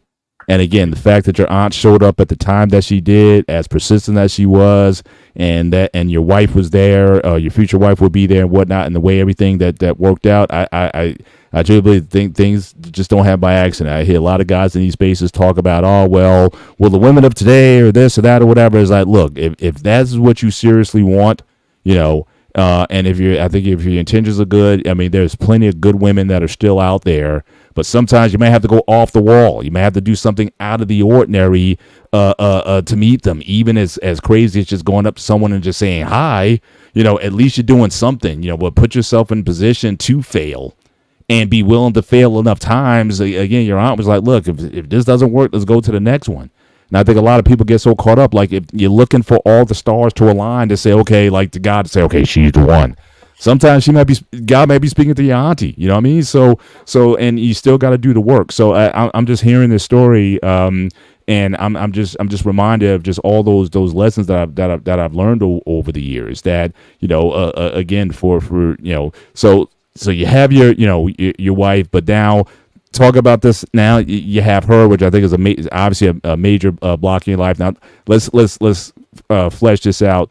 this other half. Tell about the rest of your career and the things that you've been into and the things you've been doing since then, the family and everything. So just kind of put a bow on all this, because this has been an incredible ride, and I think the ride is clearly not over. I mean, I have told him 100 times. Both of you guys are much younger than me, so the ride is still continuing here. So let's put a bow. So talk about the second half. Well, right? So we're coming. I've been telling him for years and years. I'm gonna tell him one more time live. You gotta make a movie out of your life, dude. And when you do go make it big, I just get 1%. That's what I'm asking. 1%. Well, everything starts. But everything starts with the book, right? Everything starts with the book, and the book becomes a screenplay, and then you sell it to a company or whatever, and then they make the movie. So just your life as a book might be the place to start in terms of putting your memoirs together and whatnot, and seeing where that goes. That could be certainly a worthwhile project to do as well. So I'm gonna write that up. Believe it or not, I've been very fortunate to meet a lot of incredible people. One of them was a writer who we sat down and kind of fleshed out what would be a story, and shopped it around a bit. And at the time, no takers, no big deal. And then another good friend of mine, again, through just random happenstance, is a TV show scriptwriter and has created shows and has written, products for it. And he goes, one day we were talking, he goes, would you want to do something with me? And I said, okay, let's do it. And so we created a show, loosely based. It's not a direct adaptation, but a lot of it's taken from my life and what happened. And so, like, elements of the injury, the comedy, meeting the girl, all that stuff, elements of her in there. And we shopped it around, man. And there was some interest at the lower levels, and worked our way up to, like, we met with, Ben Stiller's production company and Seth MacFarlane's production company. And there was some interest for a while. And then a couple of different things happened that kind of put it on the back burner. Like the Hollywood strike happened and a bunch of other things. Yeah. So who knows? One day, maybe. That's to just put that to the side. Just remember, I said here 1%. You want this cut? I gotta get my cut right. I know where you live. Trust me. So to answer your question, when I was eventually medically discharged in 2007, I was really lost. And having Jenny, my wife, was incredible, and she kept me every step of the way. She was like, we'll figure it out. We just keep moving one step in front of the other. And so we ended up going to Pennsylvania and buying a house, like, in the woods, in the mountains, far removed from everybody, no neighbors. Like, my neighbors were bears and turkey and deer. And I hid away. For a number of years. And I was on a slow decline, but it was picking up steam. And it kind of like this idea of like circling the drains. I never pretend that, like, I never got to a point of suicide or anything like that, but I can easily see that I was on the path. I was on the trajectory to be a statistic. And I was just very fortunate that at that point in my life, I met people like Pete. I met another guy named Ed, who kind of became my mentor. And I got involved in things like Wounded Warrior Project, which I proudly wear, which is an organization that was able to get to me and to get me help and to get me resources and to put me around other people like me. Yeah. Because that's the biggest thing, is this feeling of like you're alone and this isolation. I'm the only one, and suffering in silence and all these things. And it's very toxic. It's very cancerous mentally. And so little by little, I started kind of opening out of the shell. And I remember, like, hanging out with Ed, and I would, we'd go to these, like, well, we're going to go to a ball game or something like that. And it's paid for. So I'm like, again, growing up ghetto, I was like, you telling me free tickets to a ball game? That's right. Let's go. They're going to have food too? What? Okay, I'll be there. And so I would just kind of stand in the background. I wouldn't talk. I just watch people and talk. And I watch Ed, and he would just talk to people, and he would just open up and, oh, what'd you do? And, oh man, that's crazy. And, oh yeah, I did this. And then, share these devastating stories about things he saw and things he did in service. And I was just like, oh my God, you're supposed to keep that shit in here. You're not supposed to let that shit out. You're supposed to push it deep down until you fucking kill yourself. Like, that's just what you're supposed to do. And he's like, he told me one day, he goes, man, you got to let that stuff out. It's going to eat you up. And I was like, I don't know how. And he's like, well, we call it emotional baggage. He's like, it's like, it really is like carrying weight. And when you tell your story, when you share, you are literally handing that weight and saying, hey, can you help me lift this? Can you help me carry this? Yeah. And I was like, that is the most hippy dippy bullshit I have ever heard in my fucking life. You are crazy. And just one day I was like, I gotta prove him wrong. And I shared like a little morsel about, oh yeah, I went to Iraq, Afghanistan, and did some stuff. And I met another guy, and we got to talk about, oh shit, yeah, I was there in 03. Oh yeah, I was there. What part with you? And little by little, I started opening up, and I felt this weight being lifted off my shoulders. I felt this, I don't know, it was just this peace all of a sudden. The voices got quieter, and so little by little, I just started opening up more and more and looking for opportunities to connect with other warriors. And I was like trying to learn. I was like studying him like he was a lab animal. Like, how are you like this? Like, how do you exist? And it was wild because over like 2 years, I spent as much time as I could with him, and again, hanging out with guys like Pete, and just trying to regain a lot of what I had lost, or what I felt I had lost. And next thing I know, I had people looking to me, and I had people asking me like, oh, how do you do that? Like, how do you share? How do you talk? And I was like, wait a minute. Like, all of a sudden I was becoming a mentor for people. And I'm like, I didn't plan on it. I didn't know what I was looking for, but it felt good to connect, and it felt good to share, and it felt good, like an opportunity that, like, I know how much I was suffering, and I could start to see that in other people. And I realized that's what Ed had saw in me, and I start to see it in others. And so I would start to reach out, and just over the course of years, I mean, it make it sound so easy, like this is a night and day thing, but it was years of slowly building that and getting stronger mentally. And I was seeing therapy, and for a while I was taking medication and things like that, just to help me in any way I could to get forward. And I got to a place finally where I felt good physically, and I felt good mentally. And I don't know, I had this epiphany one day where, I was dealing with like a lot of survivor's guilt. I lost a lot of friends. And I didn't feel like I deserved to be happy, and I didn't deserve, they're dead, they're gone. I don't, how could I, why do I get to live?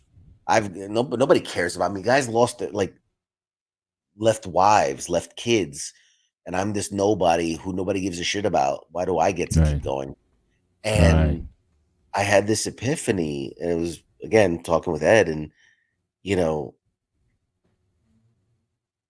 they wouldn't want me suffering. They wouldn't want me to give up my life because they didn't have theirs. Like, they would want me to live my best life, right? Like, they died serving the same way I would have. Like, would I want that for someone else? Would I want someone to suffer for me? And it's funny because it kind of came back in full circle later, in that I found out that there were guys who looked at me like that. Guys I served with, they were like, bro, like, CQ's out there and he's, whatever. I can't ask for help because he's a guy who needs help. I mean, I had a buddy who was like, he's like, I only got shot twice. He literally said these words to me. I was only shot twice, man. You were shot way more. Like, you need the stuff, not me. And I'm like, how fucking stupid do you gotta be? And I realized, like, oh my God, that's that thing. That's that thing that I had. And so just over time, I ended up becoming a mentor, and trying to help as many people as I could. And that was a part of my own recovery, right? Helping others was helping me. Absolutely. Yep. So I ended up, we started 2 support groups for veterans, for wounded veterans, and just got into a number of things. And then I just had, like I said, I had that epiphany of, I have to live the best life I can for me, for my wife, for my family, for my friends, for those that can't. I need to just be the best version of me. And I can honestly say today that, like, my life is better post injury than it ever was pre-injury. I can relate. I can absolutely relate to that.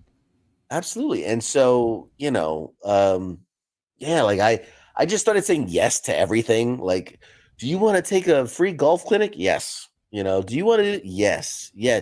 And a lot of things I didn't really enjoy, but I like the bucket list. I did it. I did that. Put it out there. Mountains. I've skydived. I'm a certified advanced open water scuba certified diver. I've driven, a stock car around a NASCAR track. I've done it. I started doing stand-up comedy just as kind of like just to do it. Right. And I did fall in love with it and really liked it. But a lot of things, starting a podcast, starting a show, it just became like, why not try it, do it, experience. I do remember when I first met you, CQ, is you start. That's when you start opening it up, if you remember. And it was some things like I knew better to kind of pull it out you, but I let you come out naturally, if you remember. And it was like, I know you want to say more, but something was holding you back. But over the years, you're open and more and more. Our friendship got closer and closer, obviously. But I do understand what you're saying. When I first met you, you were like, I'll tell you this, but that's all I'm telling you. You don't need to know any more than that. And I'm glad you opened up. I'm glad you're doing all this stuff because it makes you the person you are now. Like, I look up to you all the time. I come to you with advice all the time. Hey, dude, what I do about this? And Shane goes like, So like, he's not only my best friend, he's my mentor too. So he mentors a lot of people. And I like, between the wife, the kid, and all the mentor and everything you do, I don't know how many hats you got behind you right now. I don't see how big the closet is. That's hats. You know what? I gotta give you credit for it. That's all I can say. I gotta give you credit and salute you for that, bro. It's like I don't know when you sleep. The biggest question is. I'm always tired. That's the secret. I don't sleep. Gotcha. Man, I mean, I am. There's so much I got out of this conversation tonight, and again, especially when you go in, and I trust grooming. I trust Peter with this. This is really the gray area. Was kind of his idea. He kind of brought me into. So we were on panels on the BMD network, and so he brought me and said, "Oh, hey, I want to do a show with you or whatever." And I said, "Sure," And we've learned so much. Certainly, not only getting to know each other better, but getting to know other people also through this space. And I'm just looking at this conversation. There's just certain things that I can relate to personally, but also just some sort of life lessons that I've learned throughout this. You talked about the broken home that you came from. Again, check. I got that. I came out. In fact, I just buried my mother, my last parent, a couple weeks ago, and again, very dysfunctional situation. But at these different stages of my life, I've always had people kind of came in at the right times. Not that I was seeking it or what have you, but they came at the right times to give me the support that I needed. And then at the same time, been able to encourage other people. But just going back to your early military, the one thing I also get is you talked about, again, the reason for the military, that support, that sense of family, that sense of brotherhood, that sense of people coming together for common cause. And I was certainly, for a lot of, because especially I'm seeing, especially with a lot of young people, there's a lot of people who are like living like lonely lives, or young people don't trust people. In fact, we were just talking grooming the other night. We had a guest on, and she was talking about how she her lack of trust in other people, like she doesn't get involved in a lot of things. And I just encourage people, find something that you're passionate about, and then find other people who share your passion. Get into that community. And again, we as human beings, we are communal beings. We're not supposed to be isolated. And so whether it be military, whether it be wounded warriors, whether it be, a podcast or whatever, don't sit on the sidelines and just suffer in silence. Get out, meet people, say the stupid thing. but actually just get out and do some things that will allow you to get into the spheres and circles of other people. And then just see how that works. It's a start. It's a place to begin. So again, with you, it's the military certainly gave you that sense of family and whatnot, the diversity and the different foods and everything. Yes, I mean, obviously, coming out of it, certainly your recovery. Again, you met that woman, and I know what it's like. And like I said, I know what you're saying. That woman can really make a difference in your life. And then when you were struggling with things, again, other people, see, that's why, and again, I know you say you're not a religious person, but I just believe that from my faith tradition, God puts people in your life for reasons. And in turn, he then uses you to be a motivator and inspiration to other people. I just buy into that. Yeah, I'm definitely not the hardcore Bible thumping guy who wants to just kill the infidels or whatever. I'm not about that. I'm like, Jesus is God, God of love and humanity and love, like you said, love your neighbor as you love yourself. There's so many different ways we can do that. And so just the people who came into your life that gave you at least something to go by, say, let's start. So a lot of people people just won't start certain things. Just get out there, do something, say something, go to that class or go to that meeting and then see what happens. I didn't really start feeling good about myself until when I got to college and I joined organizations where I could apply. I was kind of techie. I was kind of nerdy at the time. I knew computer graphics, desktop design. I joined an organization and say, hey, you're good at this stuff. Hey, work with one organization. And then that started to make me feel good about myself because I didn't have a positive self-image growing up. And so just being able to not only work with the group, but then also showing my value to the group and then having that group depend on me, that helped to build me up. And then when I found my wife, when it was like, hey, someone really cares about me, that lifted me up. And then the career I've been able to build in the IT space over the years, and I look back, it's almost like you're starting, like if you like a race, right? Like a NASCAR race or whatever, like you feel like you're starting in row 11. But over the years, you've been moving up in the race as the race goes on, and you're passing people. But the fact that you're constantly applying, constantly stretching yourself, you look back and say, hey, you know what? I am doing something positive. I am better than, what people thought used to tell me about myself back then. Even my own family members. I grew up, my brother would always say, man, you ain't S. because again, I was nerdy, I was klutzy, I just didn't have a lot of, self-confidence. No one was really building me up. But just over time, I was able to, simply just constantly applying myself and building on victory after victory. It just allowed me to have a much better self-image. So now, like I said, I do find myself similar to where I mentor people and where I, and especially, younger guys. I'll be 55 in a couple months. But I'm talking to a lot of guys in your guys' age brackets who got kids who are like 8 and 12. My youngest just turned 21. And I'm just like, so I'd say, how'd you get through, man? I got these kids and how'd you get them to 21 or whatever? And it just became just a natural thing so I got a lot of millennial guys who are sort of in my sphere that I just, hey, let's meet for coffee. Let's meet whatever, anywhere you want to meet, anywhere you want to call. Hey, let's just have a conversation.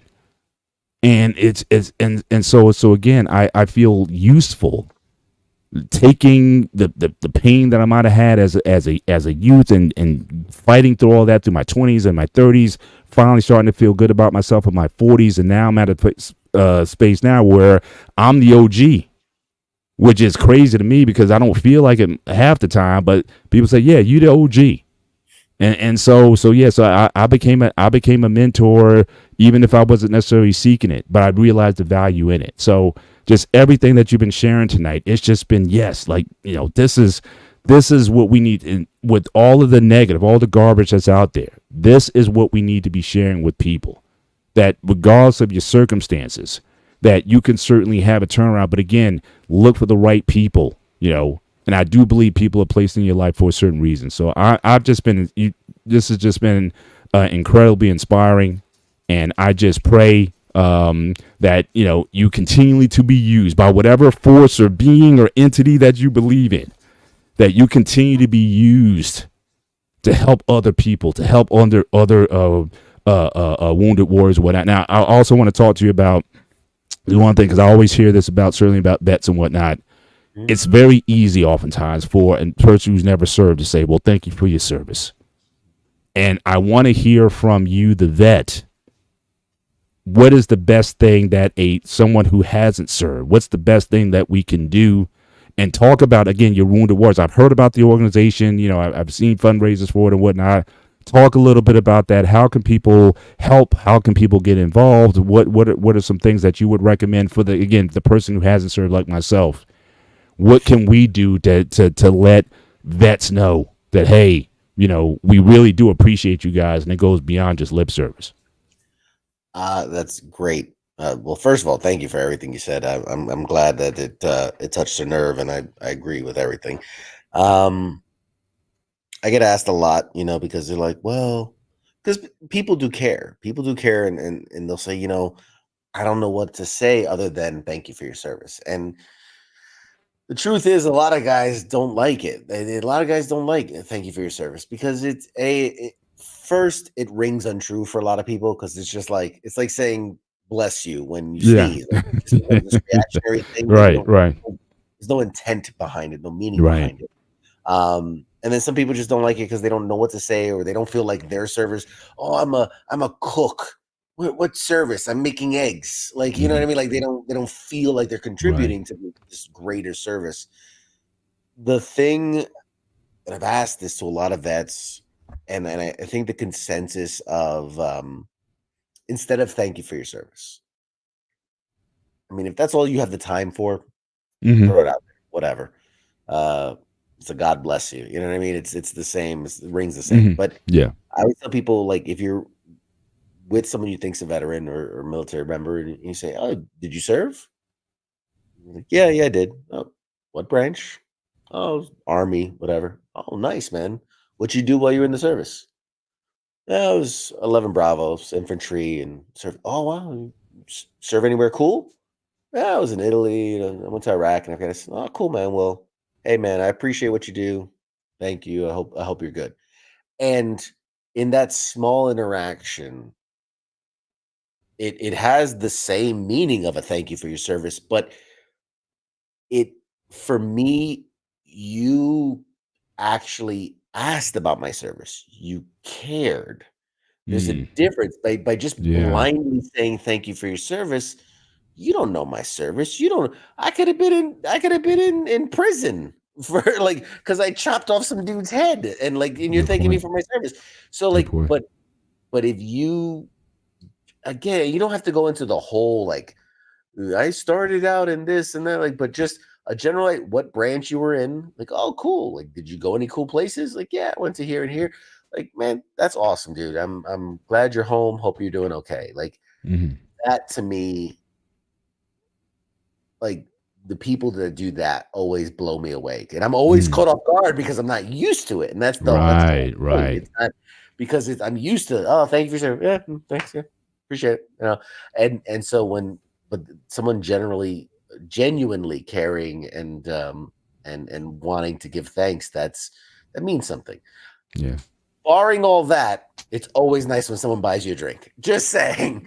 Every time I've been at a bar or I'm waiting for a flight, the best thank you I've ever gotten, I was sitting at an airport and I was boarding a plane, and I forget why, but it was there weren't a lot of people. I swear there was maybe 15, 20 people getting on this flight. And this guy looked at me. He's like, "Hey, man, you a vet?" I said, "Yeah, branch Army, yeah." It's like, Purple Heart, because I was wearing short sleeves, so you can see my scars. I was like, "Yeah." So, cool, man, cool. And he walked away, and I saw him go talk to the people on the thing, and then he came back. He goes, "Hey, are you on this flight?" And I was like, "Yeah." Weird question. Can I see your ticket? I was like, sure. And I handed it to me. He looked at it, and he's like, and ripped it up. And I'm like, I was about to murder this guy. And he's like, that wasn't the right ticket. And I went, what? That was my ticket. I printed it out myself. Of course. He goes, no, this is your ticket. And he handed me a first class ticket. Oh, wow. Dope. He's like, I just used my points to upgrade you. Just wanted to say thank you. Class. Yeah. And I was like, fuck. I was like, I didn't know what to say, man. I was just like, thank you. And so that was the best. That was the best thank you I've ever gotten. I think it was like a 40-minute flight or whatever, but still first class. Oh, shit. Yeah. That. But yeah, so that's I feel like if the intention is there, because people always want to say, no, I really mean it. Well, then if you really mean it, ask them about their service. Yeah. Like, let them tell you about their service. If you don't have the time for that, don't even bother with the thank you for the service. Because it's, I think Great it's less point. value than a God bless you if you sneeze. Right point. And again, to have that kind of interaction, it does require, again, because all of us are kind of in our own selfish spaces. Yeah. So again, it doesn't, like you said, it doesn't have to be a long conversation. It doesn't have to be a 2.5-hour podcast that we had tonight. It could certainly just be 5 minutes, or you're en route, you're on the same bus or train or whatever. Just that extra, just to take your attention off yourself for a few minutes, just to get to know somebody, and then it comes off you. That 5 minutes can mean like 5 hours in the mind of the person that you're doing it for. So just another lesson for us as well. Because he kills on, and this, but most of my friends are veterans or some type of military, and most of them goes like they're wearing a hat or something. I go, oh, you serve? Like, yeah, what'd you do? And I started having a conversation. Next minute, I'm like, yeah, we gotta go. We've been here for an hour bullshitting. And Chris Tanto, a great example. And when he signed my book, and we start talking, he goes, can you have a beer later? Like, yeah, let me buy the first round. We have bullshit. 2 hours later, we're having a few beers, and we're talking about the whole Benghazi incident. And after he signed my book, of course, I'm like, this was cool, actually. And just the little things go a long way for these guys. Don't even, even saying, hey, you know what? That was pretty cool what you did out there. And that would just go a long way versus say, thank you, because they hear it all the time. I think the delivery is wrong sometimes. It becomes road. It becomes road. I was going to say, a lot of people go, well, I don't know. How do I know if a person's like, if they're wearing a pin, a badge, a jacket, a hat, they're okay talking about their service. I mean, I'm wearing infantry this and airborne this and that, but I don't want to talk about my service. Mm-hmm. Come on, dude. You're rocking all that. All over. Yeah. Say something about your service. It's like a tag. It's like a tag on. Like, talk to me. I tattooed my unit on my arm. That's it. Absolutely. I'm perfectly okay talking about it. Absolutely. Well. Again, this has been a pleasure. Grooming. You wanna put a bow on this conversation. I would certainly, again, for those who are in the chat tonight, really appreciate you guys coming out, especially all the vets who are here. And I would certainly highly encourage that you go out and certainly share this content and send the link to some guys who might be going through. Like, you got vets out there who are like, they don't know, what to do or who to connect with or whatnot. We need to certainly spread the message about Wounded Warriors and the work that they're doing. And so, so yeah, definitely, this is definitely a show I think worth sharing. If CQ can be an inspiration to others, then I think that's be definitely worthwhile. But grooming, again, I've had a blast. Thank you for putting this together. And it's my pleasure. I've been trying to get his ass on here for a while now. He's a busy man, as I understand. Yeah, don't remind me. Yeah, next week he's going to be even busier. Trust me. Yeah. Absolutely. And just as a side note, just as far as your pop culture warrior, definitely I need to check out more content, because again, I'm me and Gloom, him, but we're fans. We are. I'm into all the stuff. I see you got the events, Captain America shield back there. I see you got the Avengers, Star Wars, Star Trek. I'm into all the stuff. The only thing I haven't gone to yet, I haven't gone to Comic-Con New York, and I know Goon was talking about trying to get tickets to go next year. So I know I need to be in the place. You need to get yourself tickets. I'm already set. I thought you you're reneging already. You said you would get the tickets or whatever, and then you all right. So get the tickets, and I'll recompense you for the cost of the ticket. But okay, I look at you as an insider, so you can get the best prices. I know somebody who can get me press passes. Don't worry. See, that's what I'm saying. So you so you guys hook it up, and I will. Anyway, so again, Comic-Con 2025. I intend to be in the place. on a rerun or now, go to Pop Culture Warrior, hit the like and subscribe button on him. Absolutely. Or we're coming after you.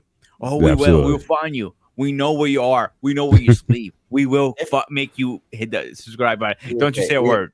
If nothing else, man, I give away a lot of shit on my show because Yeah, over the years I've collected so much stuff.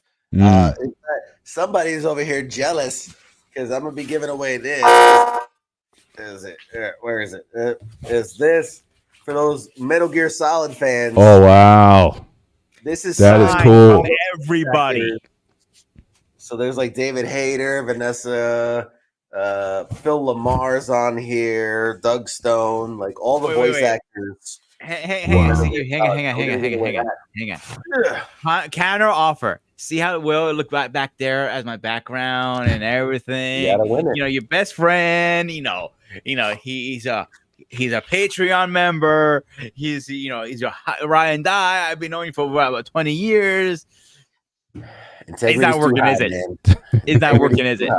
Right. No, it's not working. Now, CQ, just side note. Have you always been like a collector? Have you always been? Because I know grooming. I know he talks about. He goes to the bitch. He'll drop four bills on collectible stuff. Have you always been a collector into that stuff? In one way or another, I have. It's weird because like for a while I was big into like I had movie posters.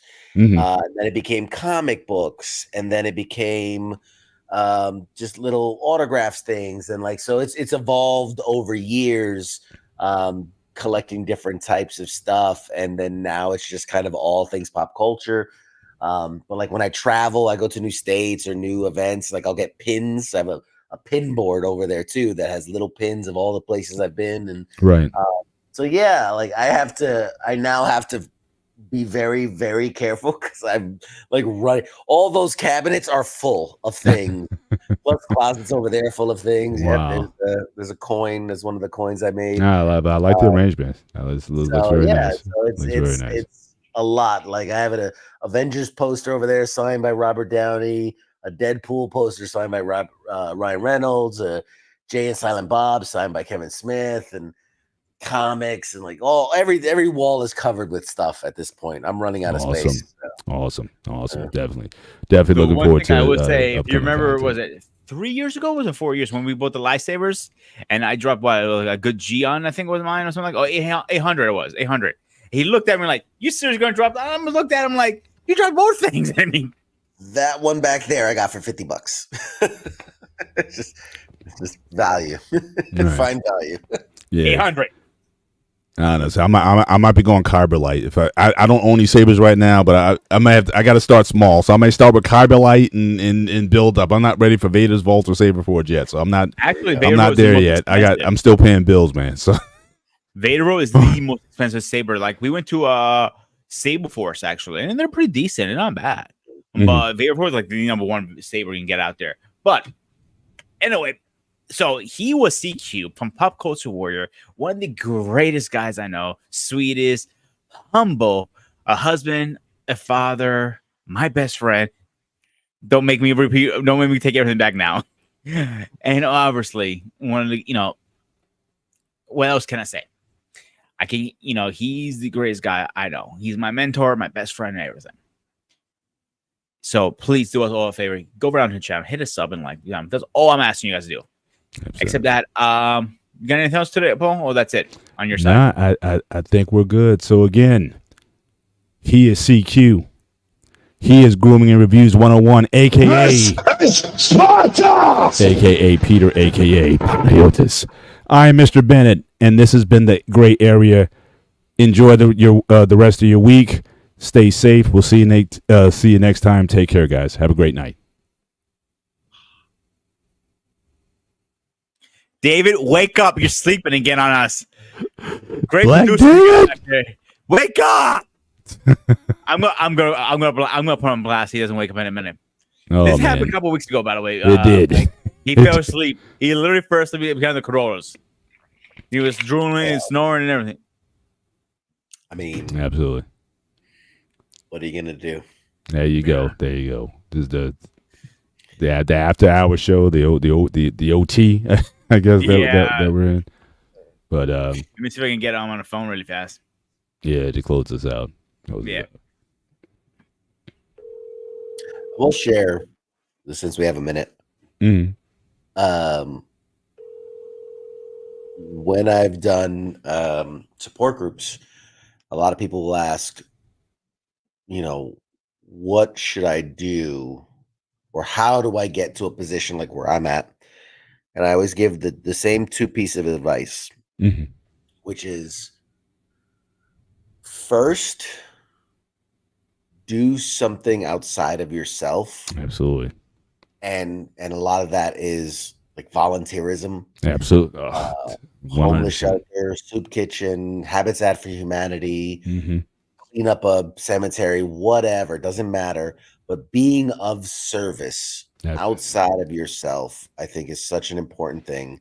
100%. And then, especially for a lot of veterans who you have a lot of stuff that you can't get out, is find a creative outlet, find a hobby, whether it's painting, whether it's music, whether it's comedy. Mm-hmm. Find a creative way to take all that stuff that's inside of you and let it out. Mm-hmm. And everybody who's done those two things has went on to be very, very successful. And I tell you, it's we, like I said, grooming. We were literally, again, we were just talking about that earlier this week. Service is it was oh no, Thursday.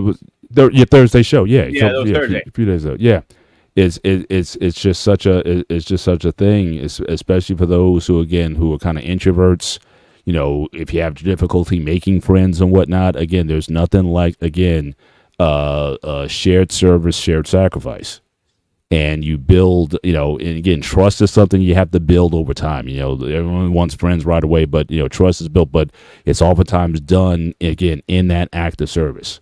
That you can really it does so much for your self-image, and again, and sometimes just seeing again how fortunate you have it, because even here sometimes it's like, oh man, my life sucks here and all this kind of stuff, but again, get outside yourself and see how other people are living, and you realize, hey, it's like, hey, my life is what it is, but what we always talk about, walk a day in another person's shoes or whatever. It's like, look, be grateful for the life that you have, and try to make the most of it, because you're probably the only one who can do that. So, so definitely, I'm always encouraging people to, make yourself useful in your circle, in your space. Find those things that you can find a passion. Find people who share that passion, and then get the ball rolling there. But yeah, absolutely, I think service is a tremendous way to certainly build camaraderie. And I'm always driving things, certainly with some of the guys that I know, to try to get out of our comfort zones and do things for the service of other people. People's like, well, how much is this going to cost? It's like, don't worry about it. Let's just do it. Right. So look, I'll front, like, no one has to. You know what I think it is? Yeah. A lot of times, a lot of people worry about the dollar signs behind what they do. They do something fun, excitement, and something like I told Secure on my 40th birthday, I want to jump out of a goddamn plane. I'm like, I want to skydive. He's trying to get me to go with him though. So that. Oh, I'm not going. Trying. You're going. This is gonna be a kidnap. My wife doesn't let me out of a plane. You think I care about your wife? Like, I'll speak to her. Don't worry. Me and her. Yeah. You do that. Yeah. That's gonna be when you next time you come out here and see us. That's gonna be a very interesting conversation when you guys have it. I'm not going to go far, but I'm going to try. But my point is trying to get like people are scared to drop all the money to do their adventure. Just drop it, because you can't bring it with you when you die. Simple as that. Absolutely. Shout out to Marcus Antonio. So I volunteered for a homeless shelter before, and I've done work with the VA in the past, and Boys and Girls Club also. Absolutely. Great job. And again, there's so much more that that you can do. Young guys, you guys got a lot of there's a lot of options out there, and I always think about connecting, because again, I really and you probably seen some of this also, Secure. Again, young guys, I'm talking about, your Gen Zers and whatnot. A lot of them are like directionless in terms of things that they could be doing. And it's you guys. I think I'm too old. I'm not trying to do like Mr. Miyagi and the teenage or whatever. The 35-year-olds, y'all got it, and the 30-year-olds, y'all mentor the teenagers and the Zers and whatnot. I'll take care of the sort of the guys hitting 40. So the midlife crisis kind of guys. I'll talk to those guys or whatever. But let's just keep this. Let's just keep this. This energy going. But there's so much that even for our young people that they could be doing. Like I said, you don't have to join the service. I mean, AmeriCorps. There's all kinds of organizations that you can serve in, missionary work, whatever. Just to see again how the rest of the world lives. It definitely gives you a perspective, and sometimes it gets you out of your sense of materialism. Or my life only has value because I have material things. That's just not true. That you have a lot of things that you can give to the world, and again, the one half of the world is just waiting for the other half to say hello to them. So so we have to encourage that sense of people just not always being consumed with their own exploits, but. Yeah. So let's do the old school way. We're just gonna close our windows out because David is probably sleeping. We're gonna just drop off the stream. We'll end it. I think the last time that happened, I looked at the time. It was like 6 hours or something. so he might have been out for the night. But again, CQ. I definitely look forward to seeing you again, and hopefully in the near future, wouldn't mind meeting you in person. So you're still in the New York area, or you're in the DC area. DC area, okay. I got some relatives down there. I got some relatives in that area. So definitely, and I know grooming. I know you were planning to go down to DC sometime soon, right? Yeah, it's actually this week coming up. I'm gonna be away for 3 days. Okay, and I'm gonna be driving him crazy. Most likely, I'll make sure he loses the little hair left he has. Send some pictures. We will be streaming on Friday, is it right? Yeah. So Friday nights we do this thing called FTX, Friday Night Tabletop Exercise, where we just get together a group of guys and we play board games, we play card games, dice games, whatever. And it's live streamed, so it's meant to be that circle, that campfire kind of. We're hanging out together, and the chats are kind of part of it, and it's a lot of fun. It's a lot of fun. No, those are fun. I've seen how a lot of those work, and sometimes it's nice just being a fly on the wall, seeing how that stuff goes down. It's a lot of hilarious conversations that come out of that. So, but again, hopefully, looking forward to meeting you in the future. Again, best of luck to all your endeavors, and you take care of you and your family. Y'all have a good one. Grooming, I'll holler at you later in the week, and all right, you guys have a great night. All right, guys, have a good night, and I'll see you guys later.